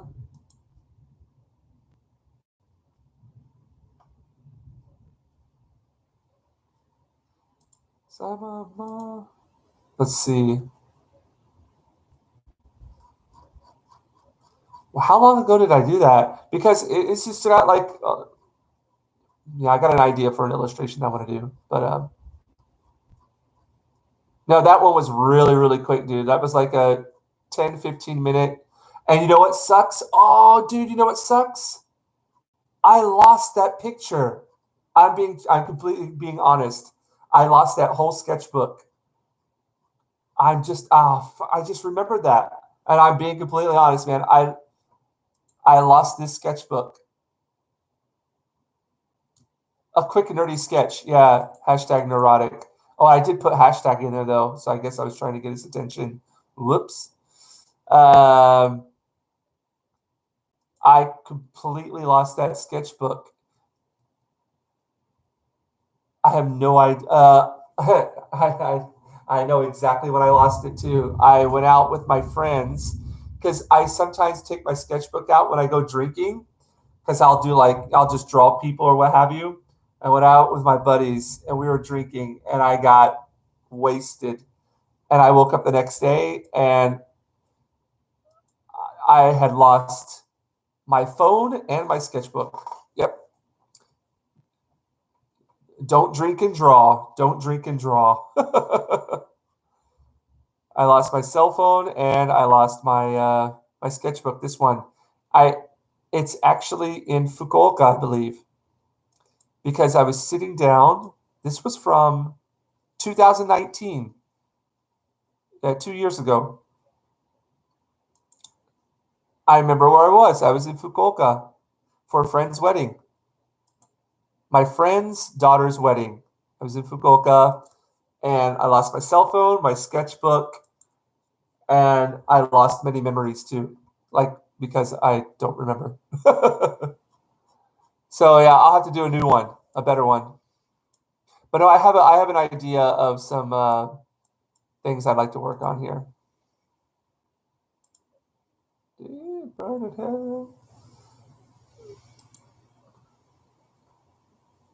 It's such a good song.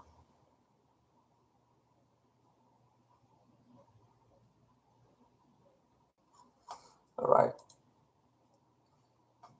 back to this.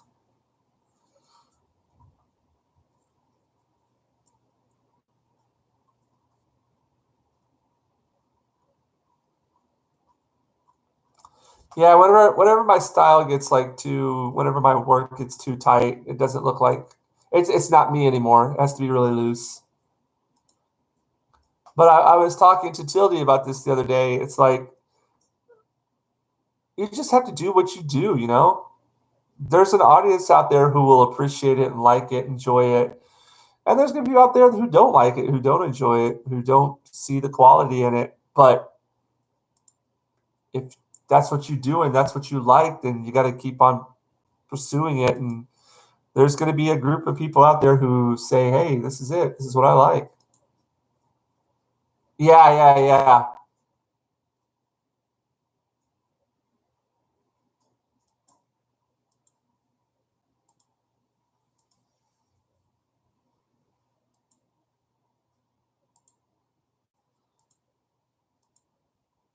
Exactly. Gary as Gandalf could be, yeah, that could be fun. But I've actually got a different idea. I don't want to do the obvious. I think I've got a different idea, but I'm going to keep it. It's a okay. So it's a weird idea that I had, and my professor from college always told me, man, if you think it's weird, do it. So yeah, so I'm gonna stick with that, and I've got an idea for Az and Ryan as well. Yay, surprises, exactly. I don't know. It's on the mind. So hopefully I'll be able to yeah, pump that out sometime. Maybe I could give it to him when I'm in Vegas. Yeah, that's a goal. But I've got many things I got to do by the time I get to Vegas. So if it happens, if it happens, it happens. If not, then I'll have to try again next time maybe. But I've been seeing like a lot of the artwork people have been pumping out for Friday night and what have you, and there's some good stuff there.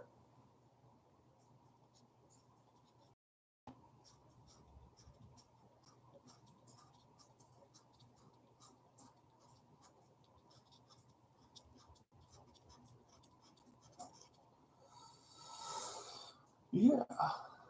Mm-hmm.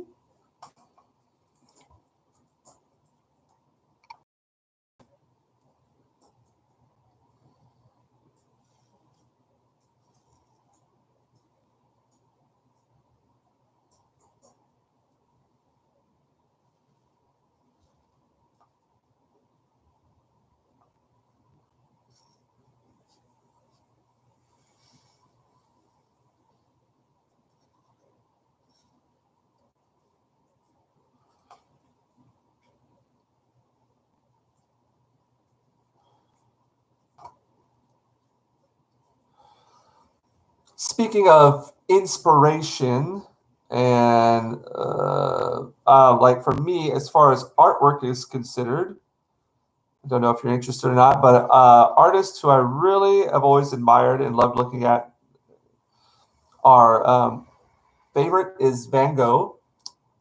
Go figure. Um, I've always liked looking at Musha, um, Rembrandt, especially Rembrandt's etchings, his printmaking work. Um, who else have I been a really big fan of? Um, Schiele, who was the student of Klimt.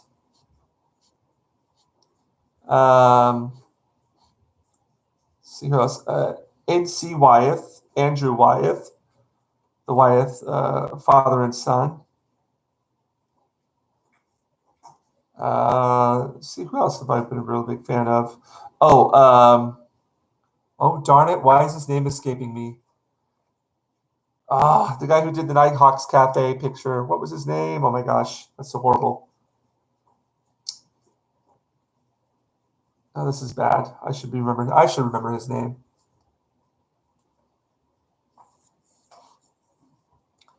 What was his name? Darn it.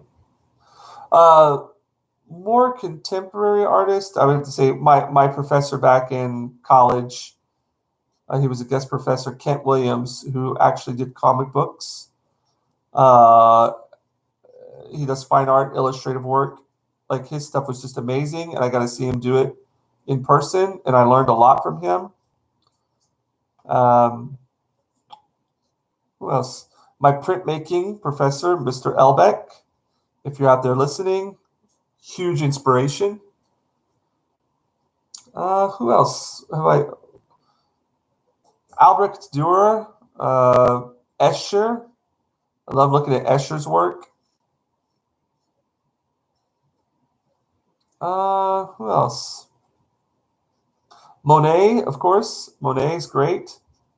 Oh, Toulouse-Lautrec. What am I talking about? I love his stuff. Now,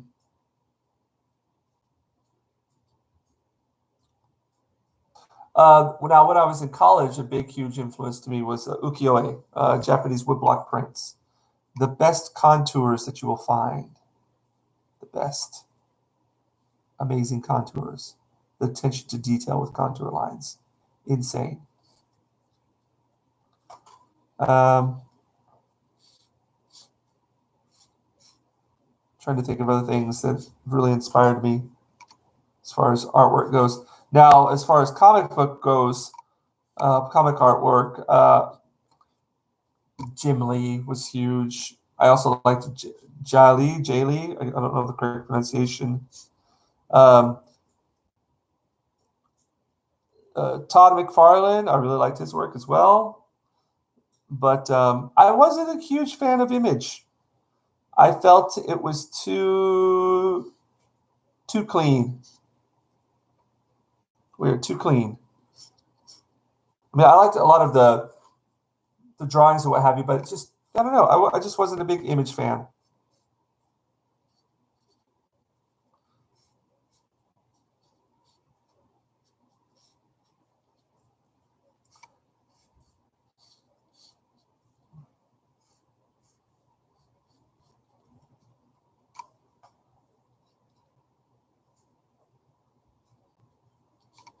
Thanks again to everybody out there who's come to check out the stream.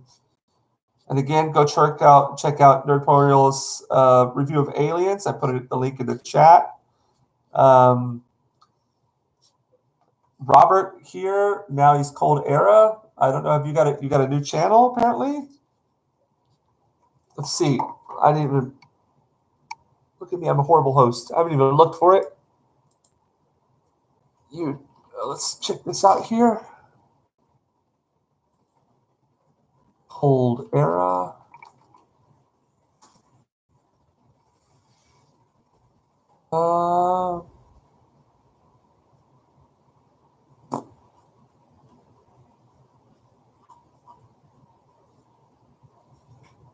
Filters. Channel.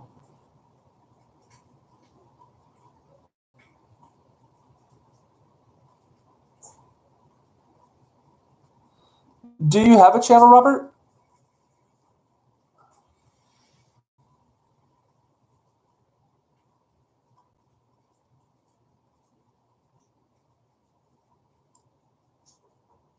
I'm not seeing it come up here. Yeah, it's up. Is it?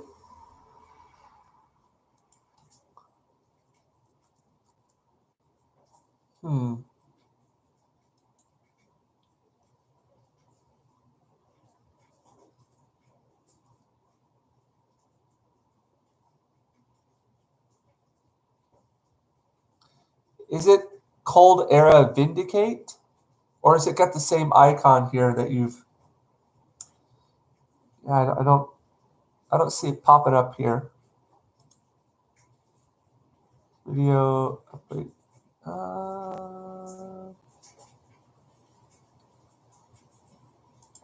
Same icon? Yeah, I'm not seeing it for some reason. I've searched YouTube for Cold Era, spelled it right, and I don't see it. Let me scroll down here further.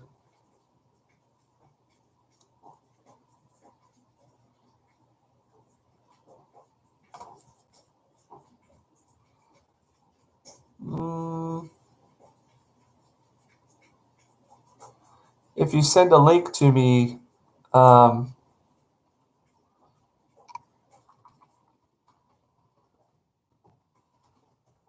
send me a link at that, and I could put the I could search for it. I'm not seeing your icon pop up anywhere here.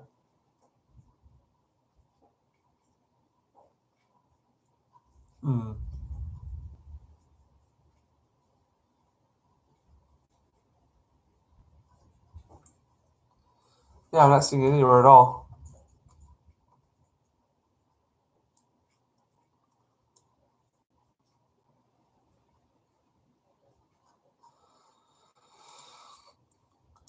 Let's get ready to rumble.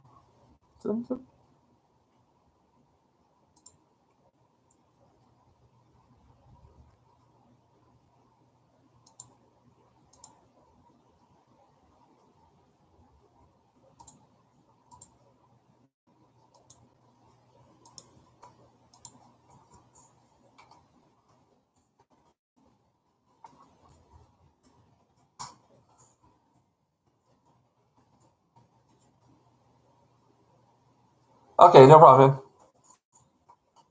I'll be on the lookout.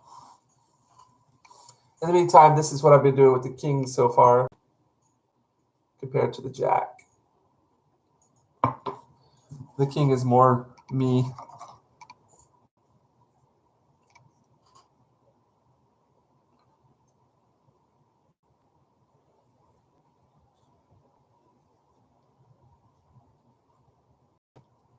Another artist I just forgot to mention was Beardsley. Now, he died at a very young age, but he did some really amazing posters. It was more like a Art Nouveau kind of style, but he worked exclusively in black and white. A lot of like it looked like kind of pen work, but Beardsley or Beardsley. Which one was it? Oh my gosh, I'm forgetting my names.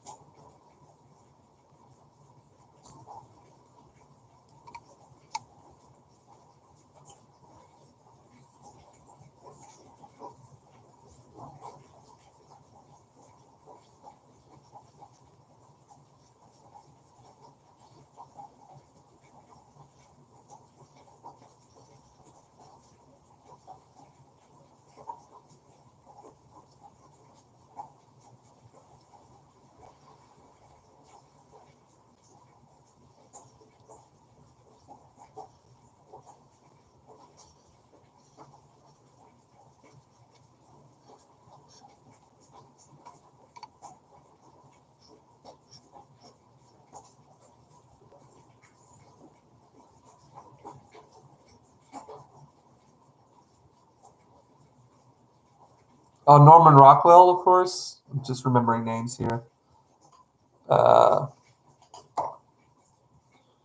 As far as illustrators go, man, there's a ton of people I've seen that I like. It's hard to remember all their names.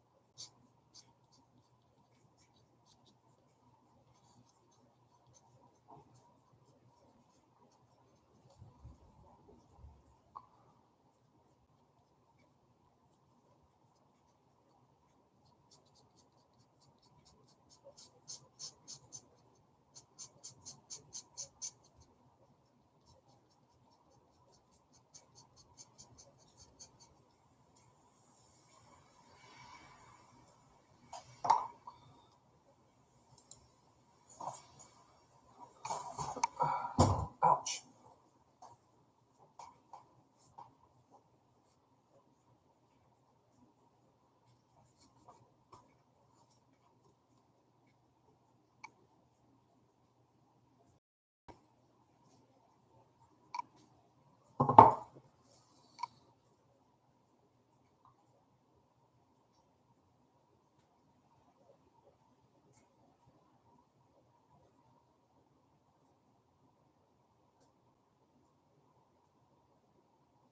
Oh, there we go.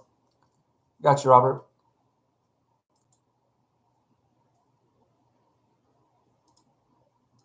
Gotcha. All right. I don't know why that wasn't coming up. Subscribed.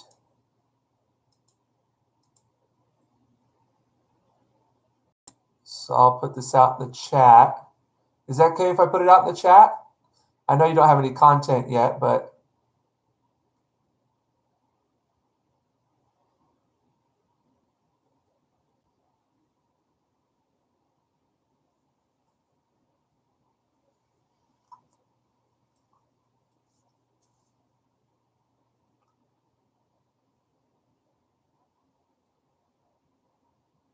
okay.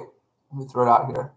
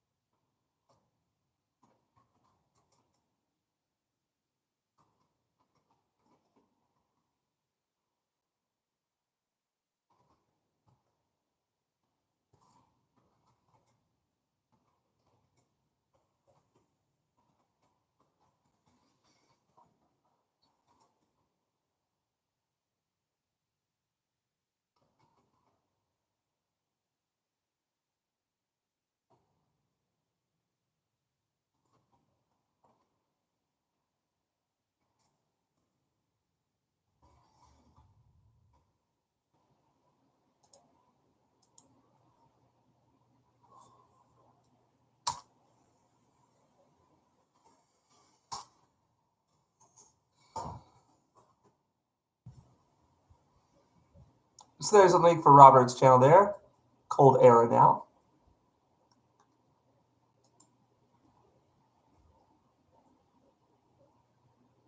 May it grow and prosper.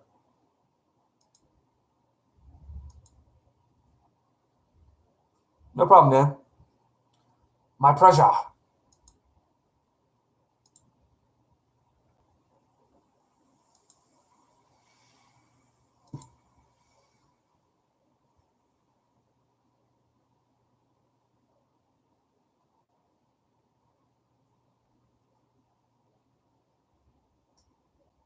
Yes, we'll take up the mantle. Pick up where he fell.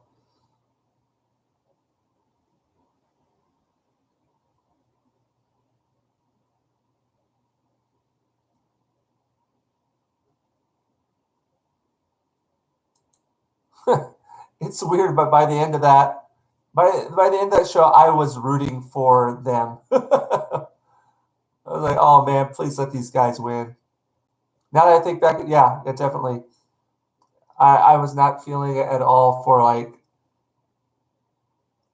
man, Arya, you at the end you hated Arya. Like I already hated what's her face. Uh, man, I'm blanking out on names though because I haven't.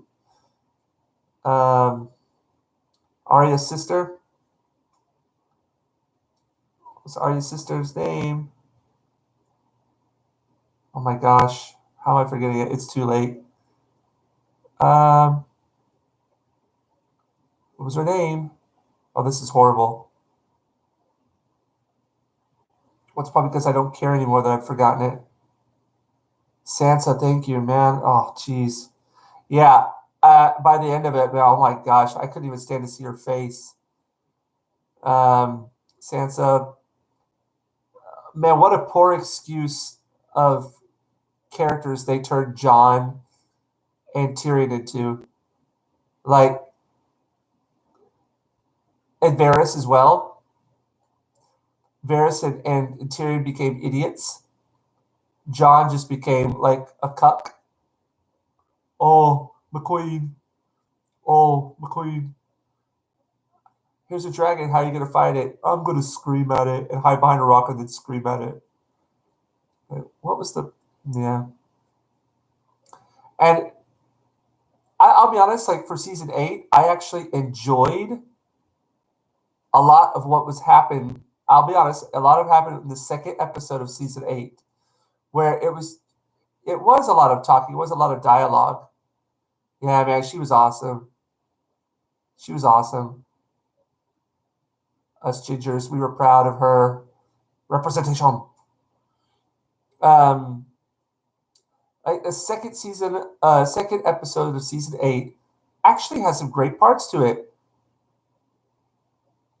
Like some really positive parts to it. And then there was the big, huge fight in episode 3 that was completely horrible. It was horrible. Nothing about it made any sense. And I watched it just going, if I watch this and turn my brain off, I could have fun, maybe. But if I even think about it for a second, it doesn't make any sense. And I remember hearing everybody trying to justify the reason behind sending the Dothraki out first. The whole Dothraki armor. And then not putting people behind the walls. Having them out in the battlefield. Just exposed. And it didn't make any sense whatsoever. It's like, why aren't they behind the walls? Oh, because that would be good visually. Yeah, okay. Well. And how is it that the majority of main characters are like completely covered by White Walkers? And like they're obviously they're dead, but then like a minute later you see them somehow escaped and then covered again, and you're like, oh, they're dead. But no, they're not. 5 minutes later, they're up and back at it again, and then smothered by a horde of zombies and White Walkers, and yet they're still alive. Wow. Yeah. Okay, I'm not going to talk about that anymore. It's just going to depress me.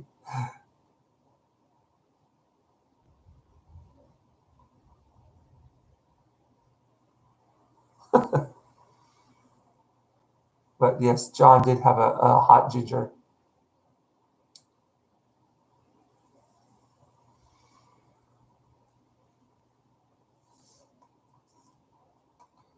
Let's move that here. All right, let me do some more drawing.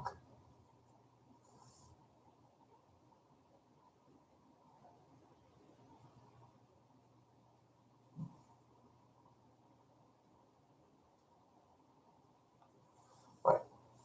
Yeah, so everybody, if you see that link for Robert's, Cold Era now, the new Night King, if you go ahead and subscribe to his stuff, I'm sure I'll put up some content, maybe, Possibly, perhaps.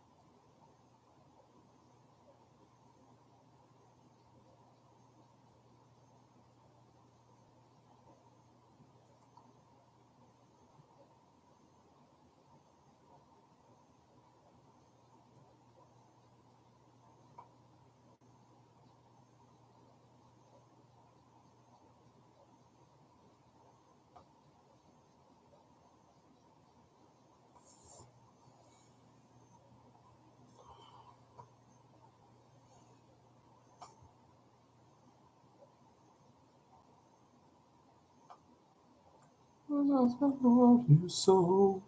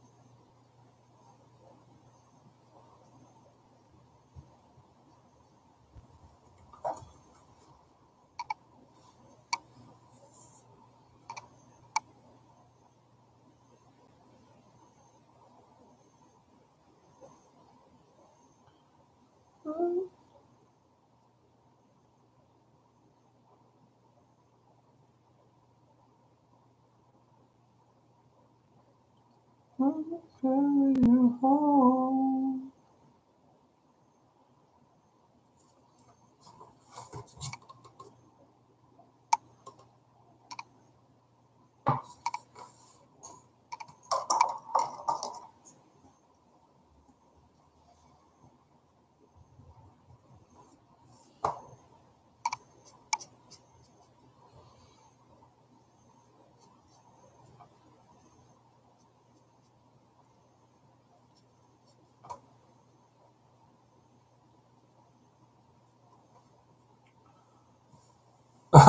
Do Japanese call themselves Japanese? No, they call themselves Nihonjin. Nihon. Nihon means Japan. Nihonjin means Japanese. So, uh, um, if they're speaking, for example, they're speaking to a foreigner, they'll call themselves Japanese. I'm Japanese. But for the most part, yeah. But the majority of Japanese people, if they see a white person, they'll think it's American.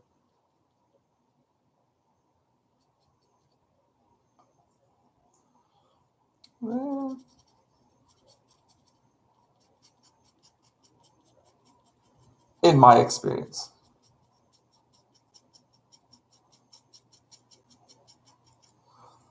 Things that Japanese people will say to you foreigners that kind of take them aback.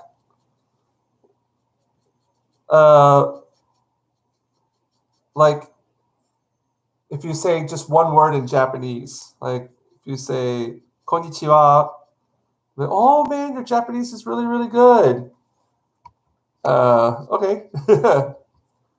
Another thing is if you use chopsticks and some Japanese people see you using chopsticks, they will comment on how well you use chopsticks. Oh, wow, you're very good at chopsticks. Oh, thank you. I think. But I take all of those with the. It's just people trying to be nice. It's maybe earlier in my younger days it used to annoy me, but now I'm just like, oh, they're just trying to be nice. Just try to say something, compliment you, be polite. Don't take it so much to heart.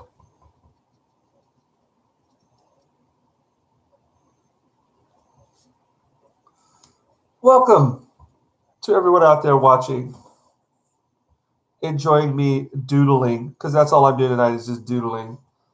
I'm not even really like paying attention to I'm just kind of like letting the subconscious take over. Maybe I'll turn this into an Ice King. How about I try that? I'll try to turn him into an Ice King.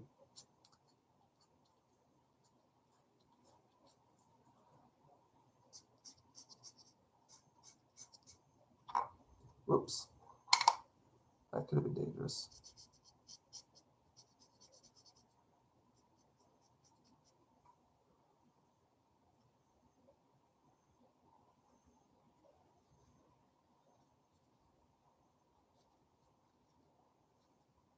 Shadow King.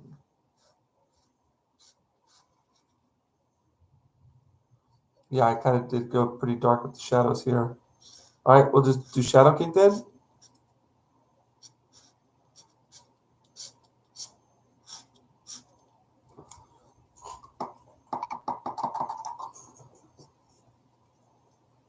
So good.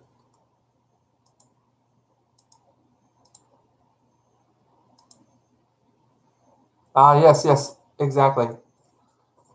The underworld. That's a good idea. I'm stealing it.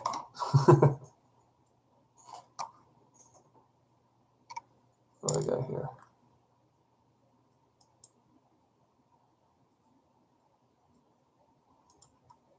Oh, my internet's.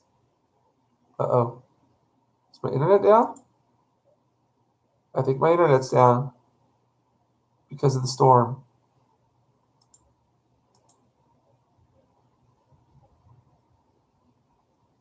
Oh no, my computer's trying to do something. Give me a sign if you can hear me right now. Okay, you see me? All right. Oh, okay. Something's happened. All right, my computer's back to normal. Everything just kind of froze up there for a second. All right, cool. Oh, thank you.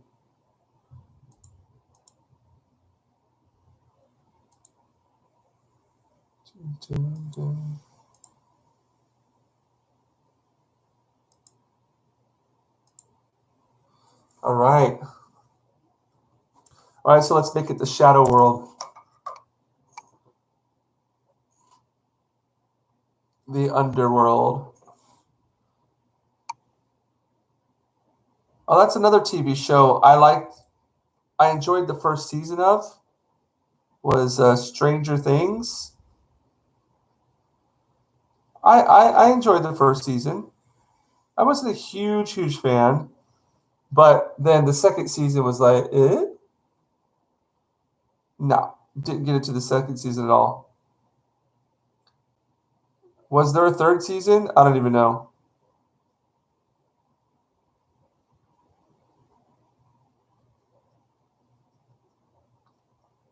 Now, a movie that I've seen countless times is Conan the Barbarian. Of course, the Arnold Schwarzenegger one. That to me is like, it's one of the most perfect movies. A fourth is on the way. Why? Is anyone going to watch that?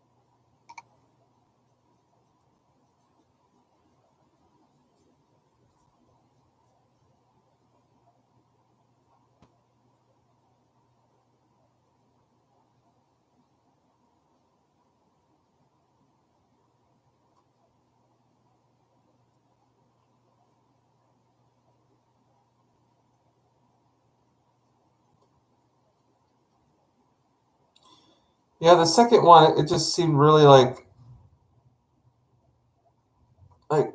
over dramatic, and it seemed that I can't even remember the name of those underworld monsters or whatever, that they just got really weaker.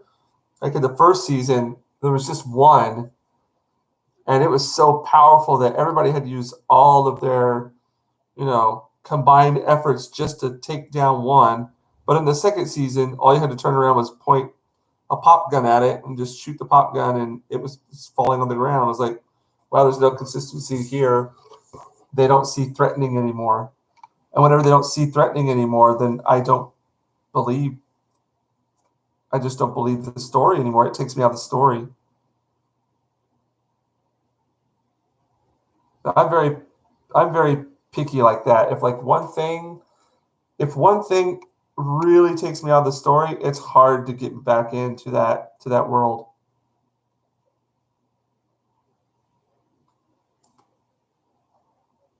Maybe that's just me.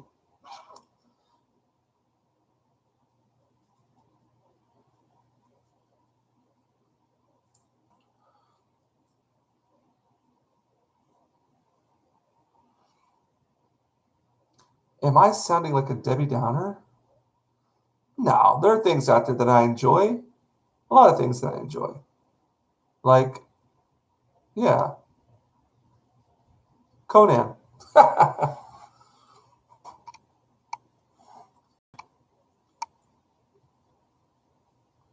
Actually, movies that I really like.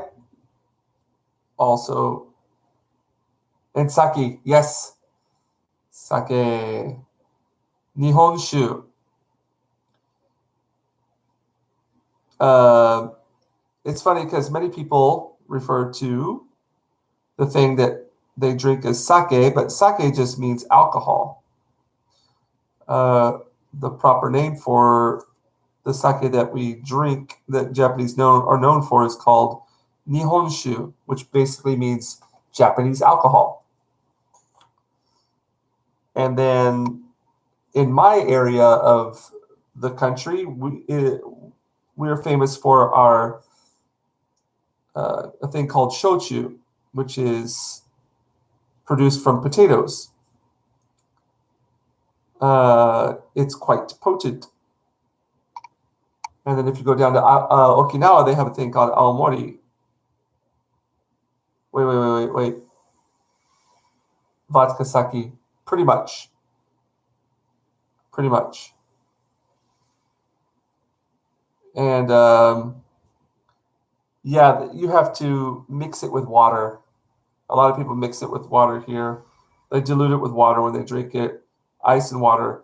hot and cold water. Personally, I'm a Nihonshu guy, the traditional sake. Um, and I like mine cold, but I like mine, I don't like it sweet. Like there's some brands that are quite sweet. Um, yeah, I like mine a very dry, kind of on the spicy side. They have one, like some sake that are have a bit of a kick to them. Karakuchi, as they would say, karakuchi, spicy. I like mine like that. But I'm a huge wine fan as well. I love my wines. A nice dry, really really dry red wine is my favorite. I like them from Italy and Chile. Those are my favorite.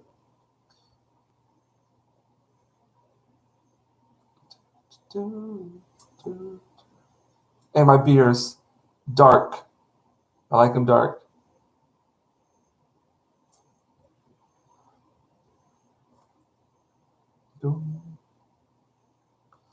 I can never go wrong with a Guinness.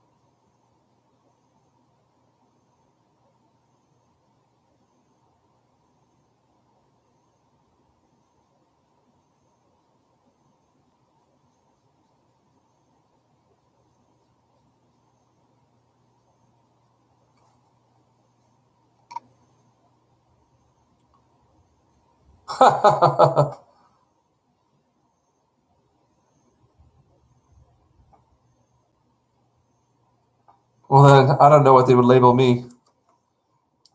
Satan?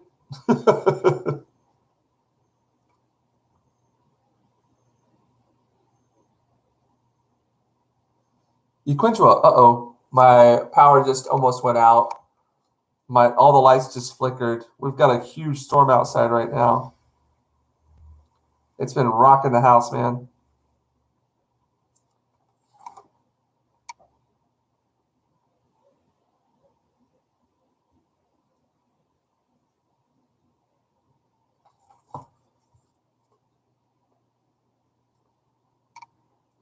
The king from the underworld.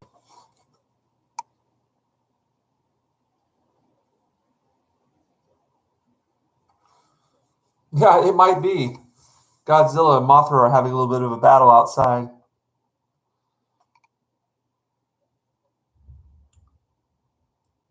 Am I the only one who doesn't get that meme where it's like, I just don't understand it. I'm missing something here. And I do that a lot. There's a meme with Godzilla and King Kong, and it mentions Mothra, and like Godzilla gets all triggered.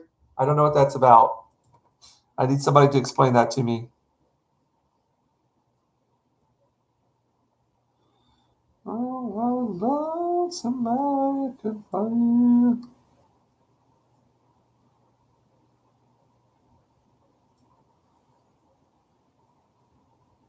Martha. Oh, yes, Tilde. Martha? See, I still don't.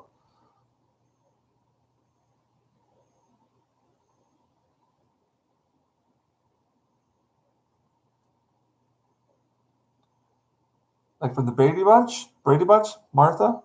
I don't know. It's getting late here. My brain is like turned off.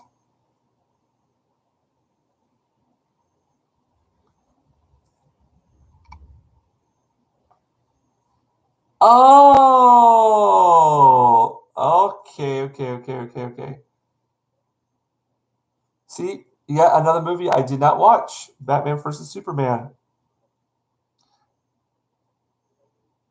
I'm like old school Batman fan. I'm like the whole Donner first and second one.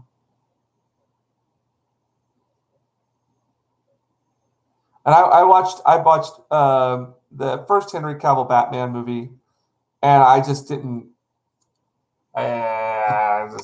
navigate towards it. There are scenes in the movie that I liked, but it just seemed like a lot of overkill. Again, I'm such a Debbie Downer, aren't I? I just don't enjoy anything. It was the tornado scene, though. The tornado scene was like, no, don't save me, let me die. It's like, dude, no. I see, and that was that thing. So that one part of the movie just kind of took me completely out of it, and I couldn't get back into it.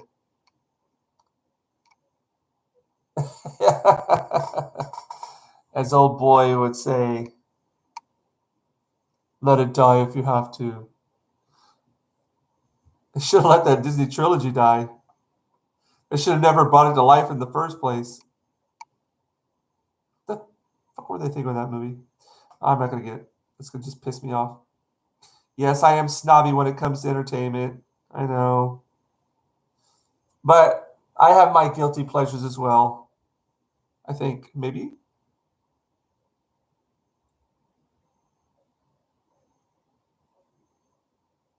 What's a movie? Oh, think happy thoughts. Ah, yeah, I do. Happy entrails. Happy entrails. Uh, is there like a movie out there? Yeah, exactly. All the new animation movies. Dude, have you ever checked out Memories?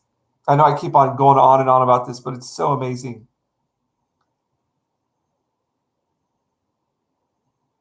I'm gonna put a link. Memories. I want everybody out there to go watch that and then thank me later. Oh, no way. All right, it's by the first I need to get all my stuff correct here, but Katsuhiro Otomo. It's a Japanese anthology film. It features three. It's a movie, but it features three separate stories. I will show you. I will put in a link to the theatrical trailer. I've watched this several times, and just I've bought the art book for it. Now you would recognize the name.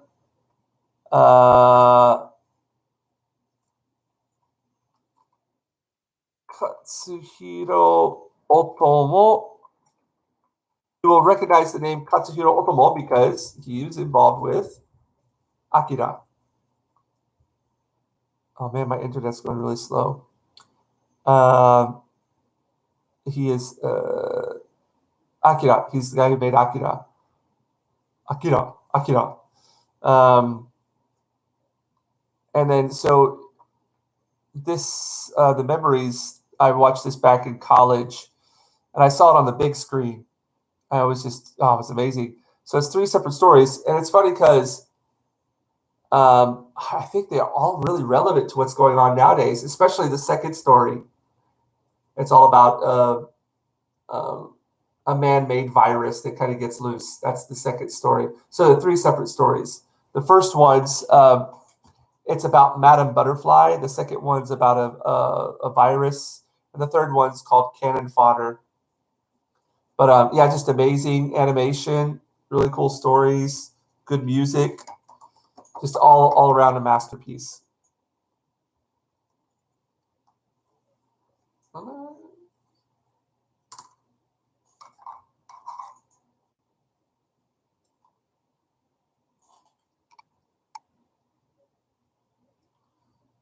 It was made back in 1995. Now, the year before that's the year before I graduated high school. See, now that's another one some people were recommending me. Love, Death, and Robots. I think you recommended that before. Yeah, another one I need to get around to. I'll have to check it out.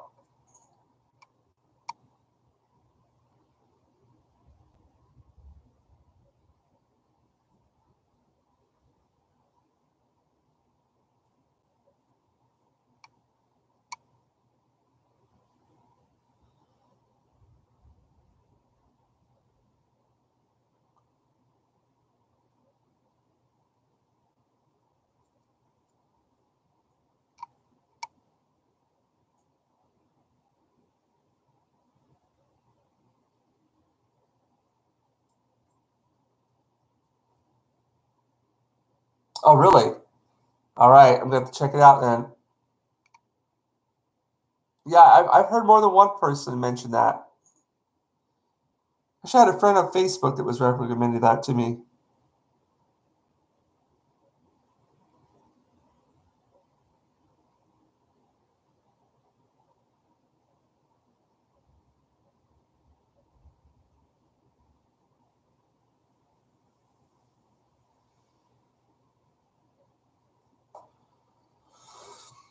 Oh, whew. I think I might have to call it a night pretty soon. I got a big day tomorrow. Actually, a big month. This month is just gonna be crazy.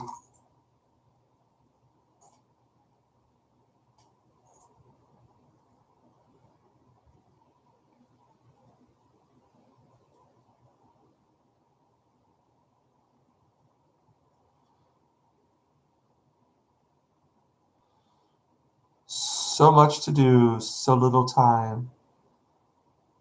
How very precious are we?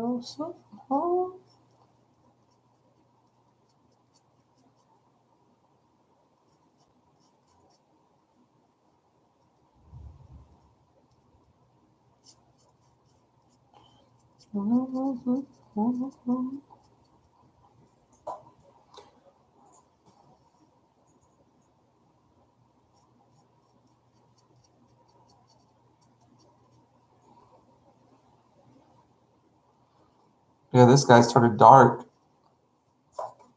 This king.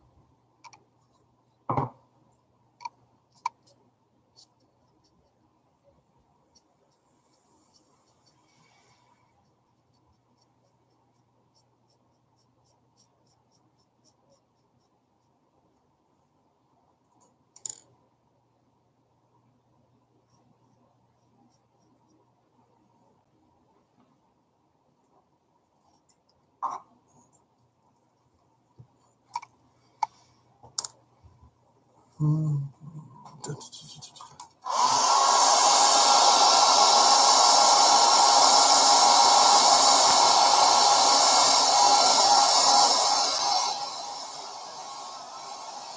there goes the lights again.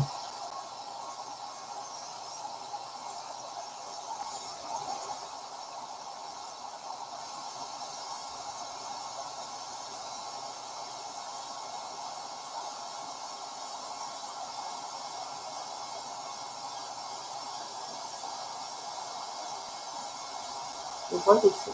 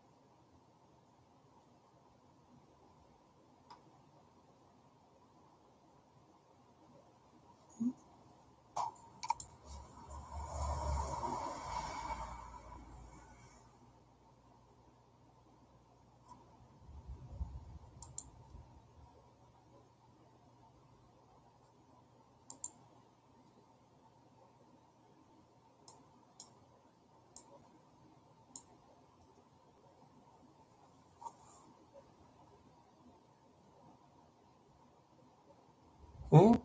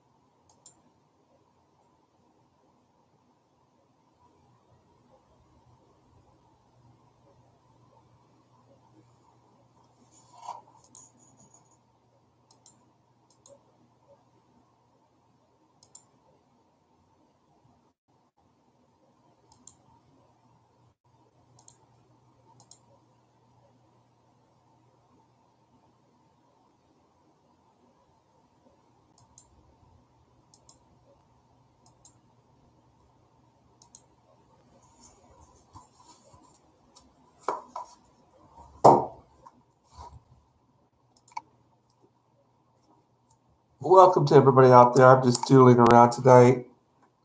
Don't expect a whole lot, but I'm just going to push through and do a little bit of coloring here just for practice.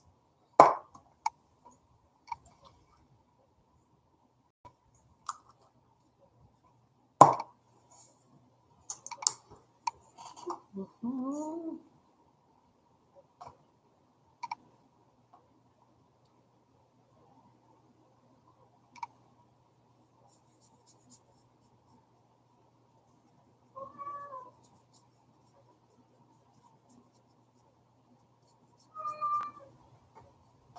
Can you hear me?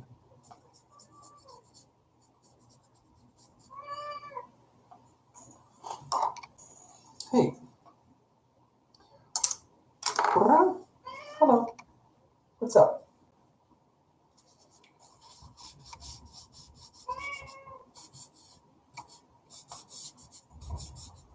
Yes. Sorry, my cat. Mimi, come here. Where'd she go? Yeah. Oh yeah, I forget people can hear me. Yeah, she just she pops in every once in a while just to say hello.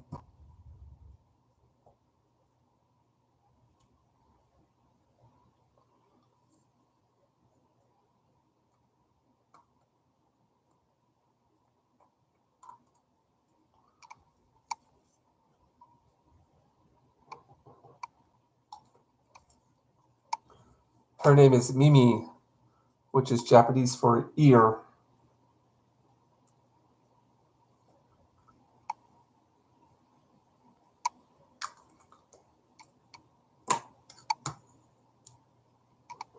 Oh, there goes my lights again. I won't be surprised if the lights turn out anytime soon.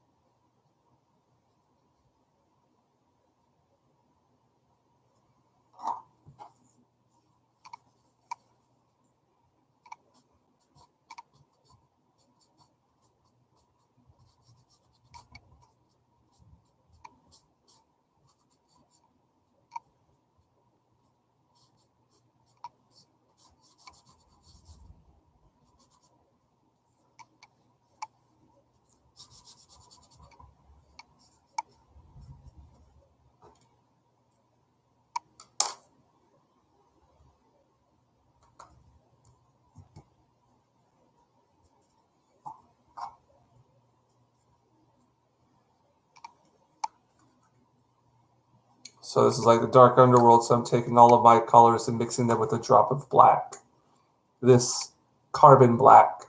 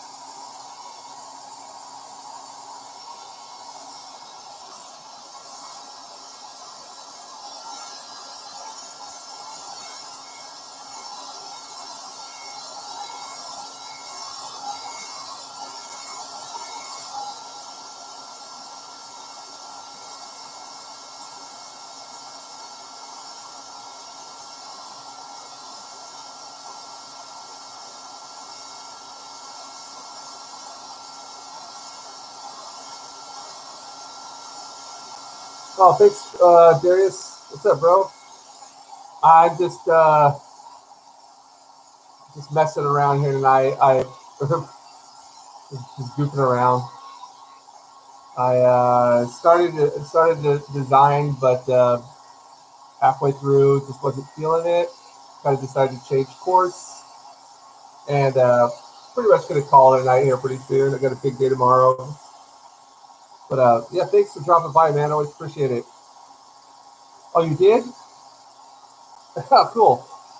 Uh, I was completely out of it last night, man. I thought, sorry, got this thing on. I thought that it was supposed to start at. I thought it was supposed to start at 11:30 his time, so I set my alarm for 2 o'clock in the morning here in Japan, right, 2 at night, and I woke up at 2, and whenever I turned on my phone, it's like live. I was like, what? I thought it was supposed to be 2:30. Gary early, and I checked outside, and sure, hell, half frozen over, and pigs were streaming through the sky. So I popped on the stream, and I wasn't expecting to get onto the panel that quickly. As soon as I added my, like, clicked on the link to StreamYards, it's like, yep, you're on.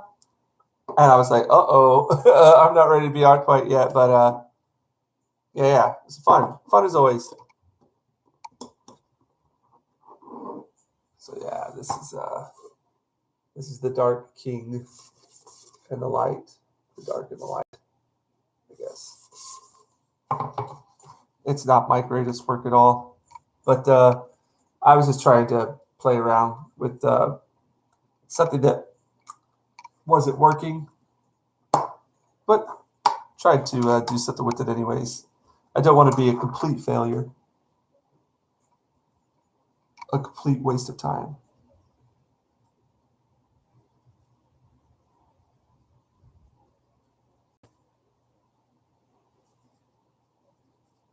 So yeah, last night's member stream, they talked a lot about,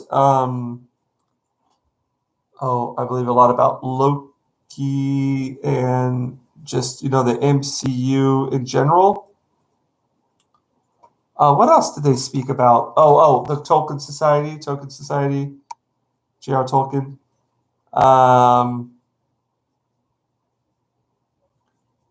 Yeah, what else? I think those were the main points of what people were talking about last night. I expected to be wearing an. Sorry if I disappointed you. I had more of a mask of tiredness on last night. No, I'm no what should we call it? Like Vigilante Williams said, I do not don the mask. I'm only ninja in name.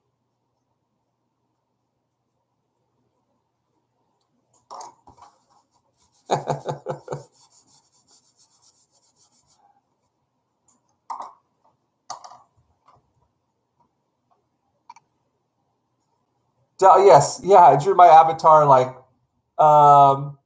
yeah, public schools, yeah. I drew my avatar. Oh, what was it? About a year ago, I guess it was. Yeah, it was just like it was a real quick one. I wanted to try to make it look like some kind of woodblock print. I only took really one shot at it, and I was like, okay, I'm cool. I like it. It's got like this very rough feeling to it, but yeah, I don't have any plans of ever changing it. It's all hand drawn. I didn't do anything digital with it, as you can probably tell if you have a close look at it. But no, I thought it did the work, did the job. I didn't spend too much time fretting over it. Just sat down one night for like an hour or so. I just did like maybe a couple little drawings and then chose the one I liked the most. Because I wanted it to. The first drawing I did, you couldn't see like the red hair enough. So it's like, okay, I'm going to do a drawing where the red hair kind of sticks out. And I have to admit, my red hair used to be a lot redder than it is now, but age has a habit of taking a toll on the follicles sticking out of your noggin. Has a habit of turning them different colors. Age has a habit of taking hair out of one place and moving it to another where you don't really need it.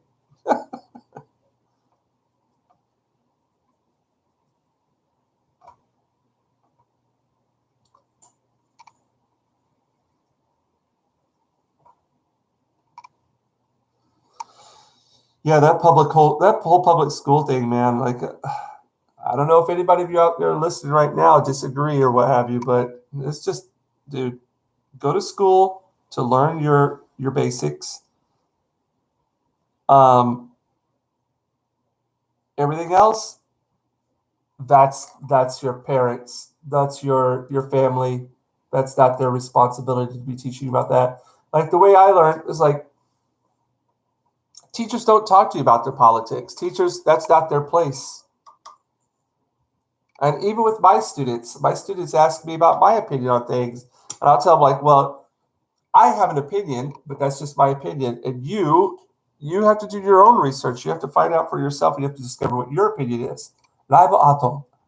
So this, and I'm like, with my students, I tell them what my opinion is, but it's like only if they ask it. But I always back it up with, and that's my opinion, but you have to go out there, you have to find your own evidence, you have to create your own opinion.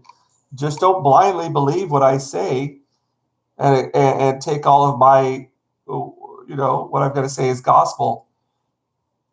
I could be wrong about things, but that's where you have to go out and discover your own, find your own view on life. Yeah, yeah. I mean, and that's, I mean, hinting. Yes, I mean, yeah, we had people out there. Like I had teachers who were liberal, and they would kind of point that out, and well, not point that out, but like hint at it. But it was never anything that we talked about. We never talked about politics ever. Um, I think they just knew that wasn't. Oh, ran for mayor. There you go. It just wasn't.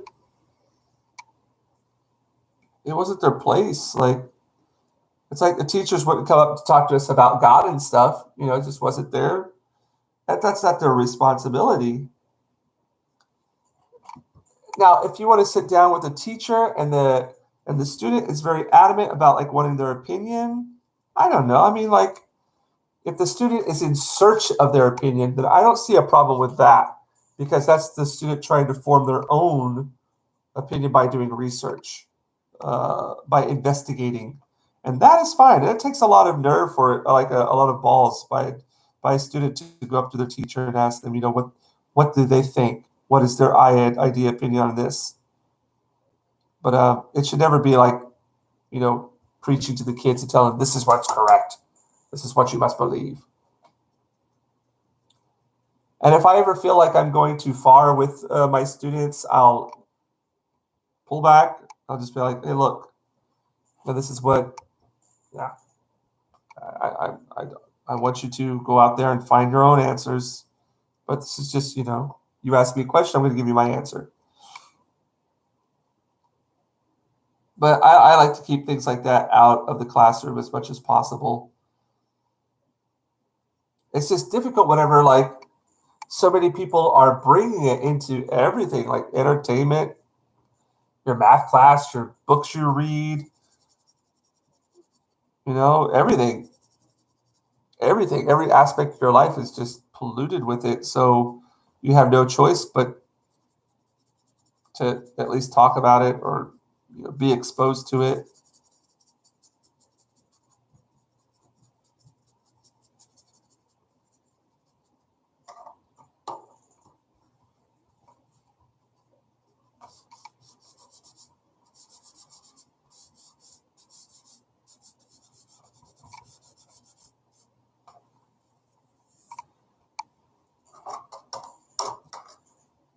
I'm rambling again. Well, I don't know.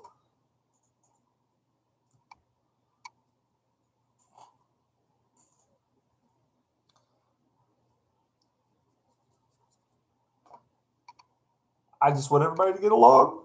Why can't we all just get along?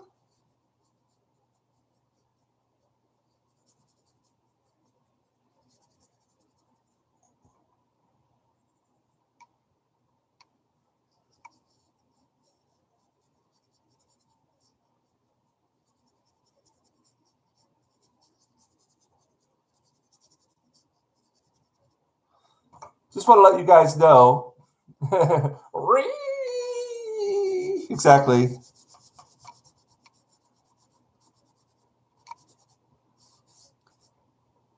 I just want to tell you guys, I feel honored every time I see any of you guys pop up. I don't even know how to explain it. It just feels surreal. Every time you guys pop up, you're, taking part in the chat. Oh man, this is starting to get fun, this drawing. And it's because I'm doing it a lot looser on this side.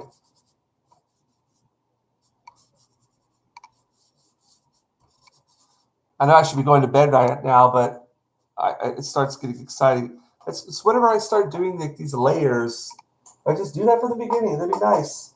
It's kind of weird. Like whenever I'm drawing, sometimes I forget about like little techniques or what have you, and then it's like I rediscover them as I'm working. Like, oh yeah, I could do that. Should have been doing that the whole time.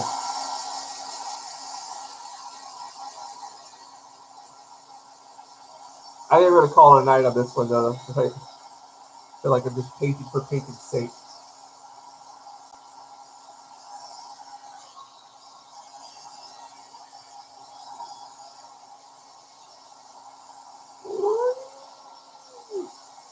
As Ash would say. I can't do it.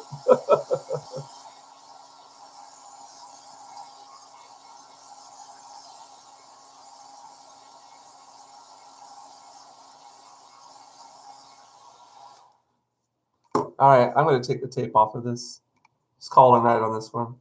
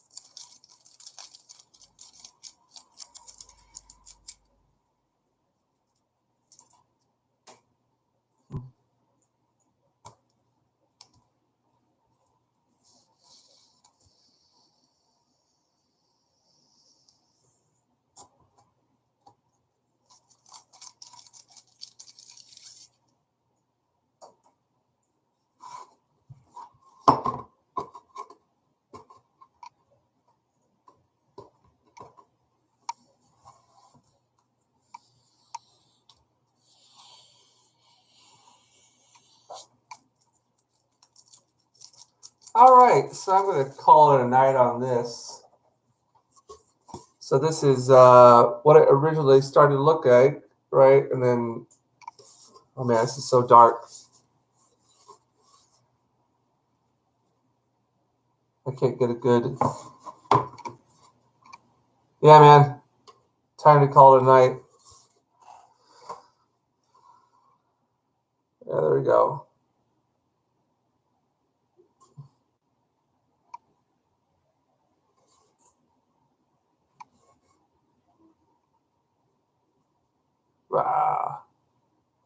Yeah, time to call it a night. But thanks for sticking it out with me, man, over here and watching me go through all the struggles tonight, but persevering through it, doing something better than nothing.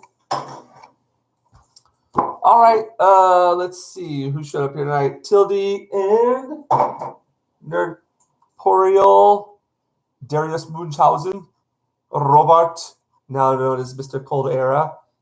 There are links in the chat to Nerdporial's page, Cold Era's page. I even threw out some links to Memories, a trailer I like. And what is that for? I don't know. And I'll put a little link here for another thing. See if I can't find this.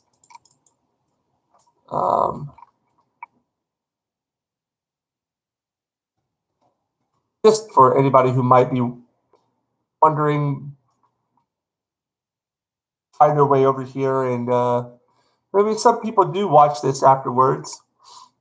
And they do look at the chat. So I'll leave some links here just for people to check out.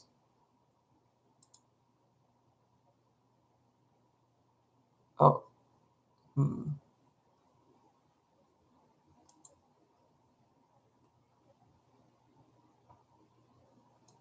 Yeah. Sorry. It's been fun. Thanks, Darius, man. Sorry. I don't have really much to show for tonight. It's kind of crappy, but oh well. I try to play around with some things. Just, it's not always going to be a success. Sometimes you got to fall flat on your face, get back up, and then try again. So, oh well. There we go. Until next time, guys, have a good night. Be kind to one another. I guess, whatever. I'm going to be busy over the weekend, but hopefully I'll have some work on Sunday night. Because Tildy and I are going to be meeting up and talking about things. But in the meantime, you guys take care. Peace out.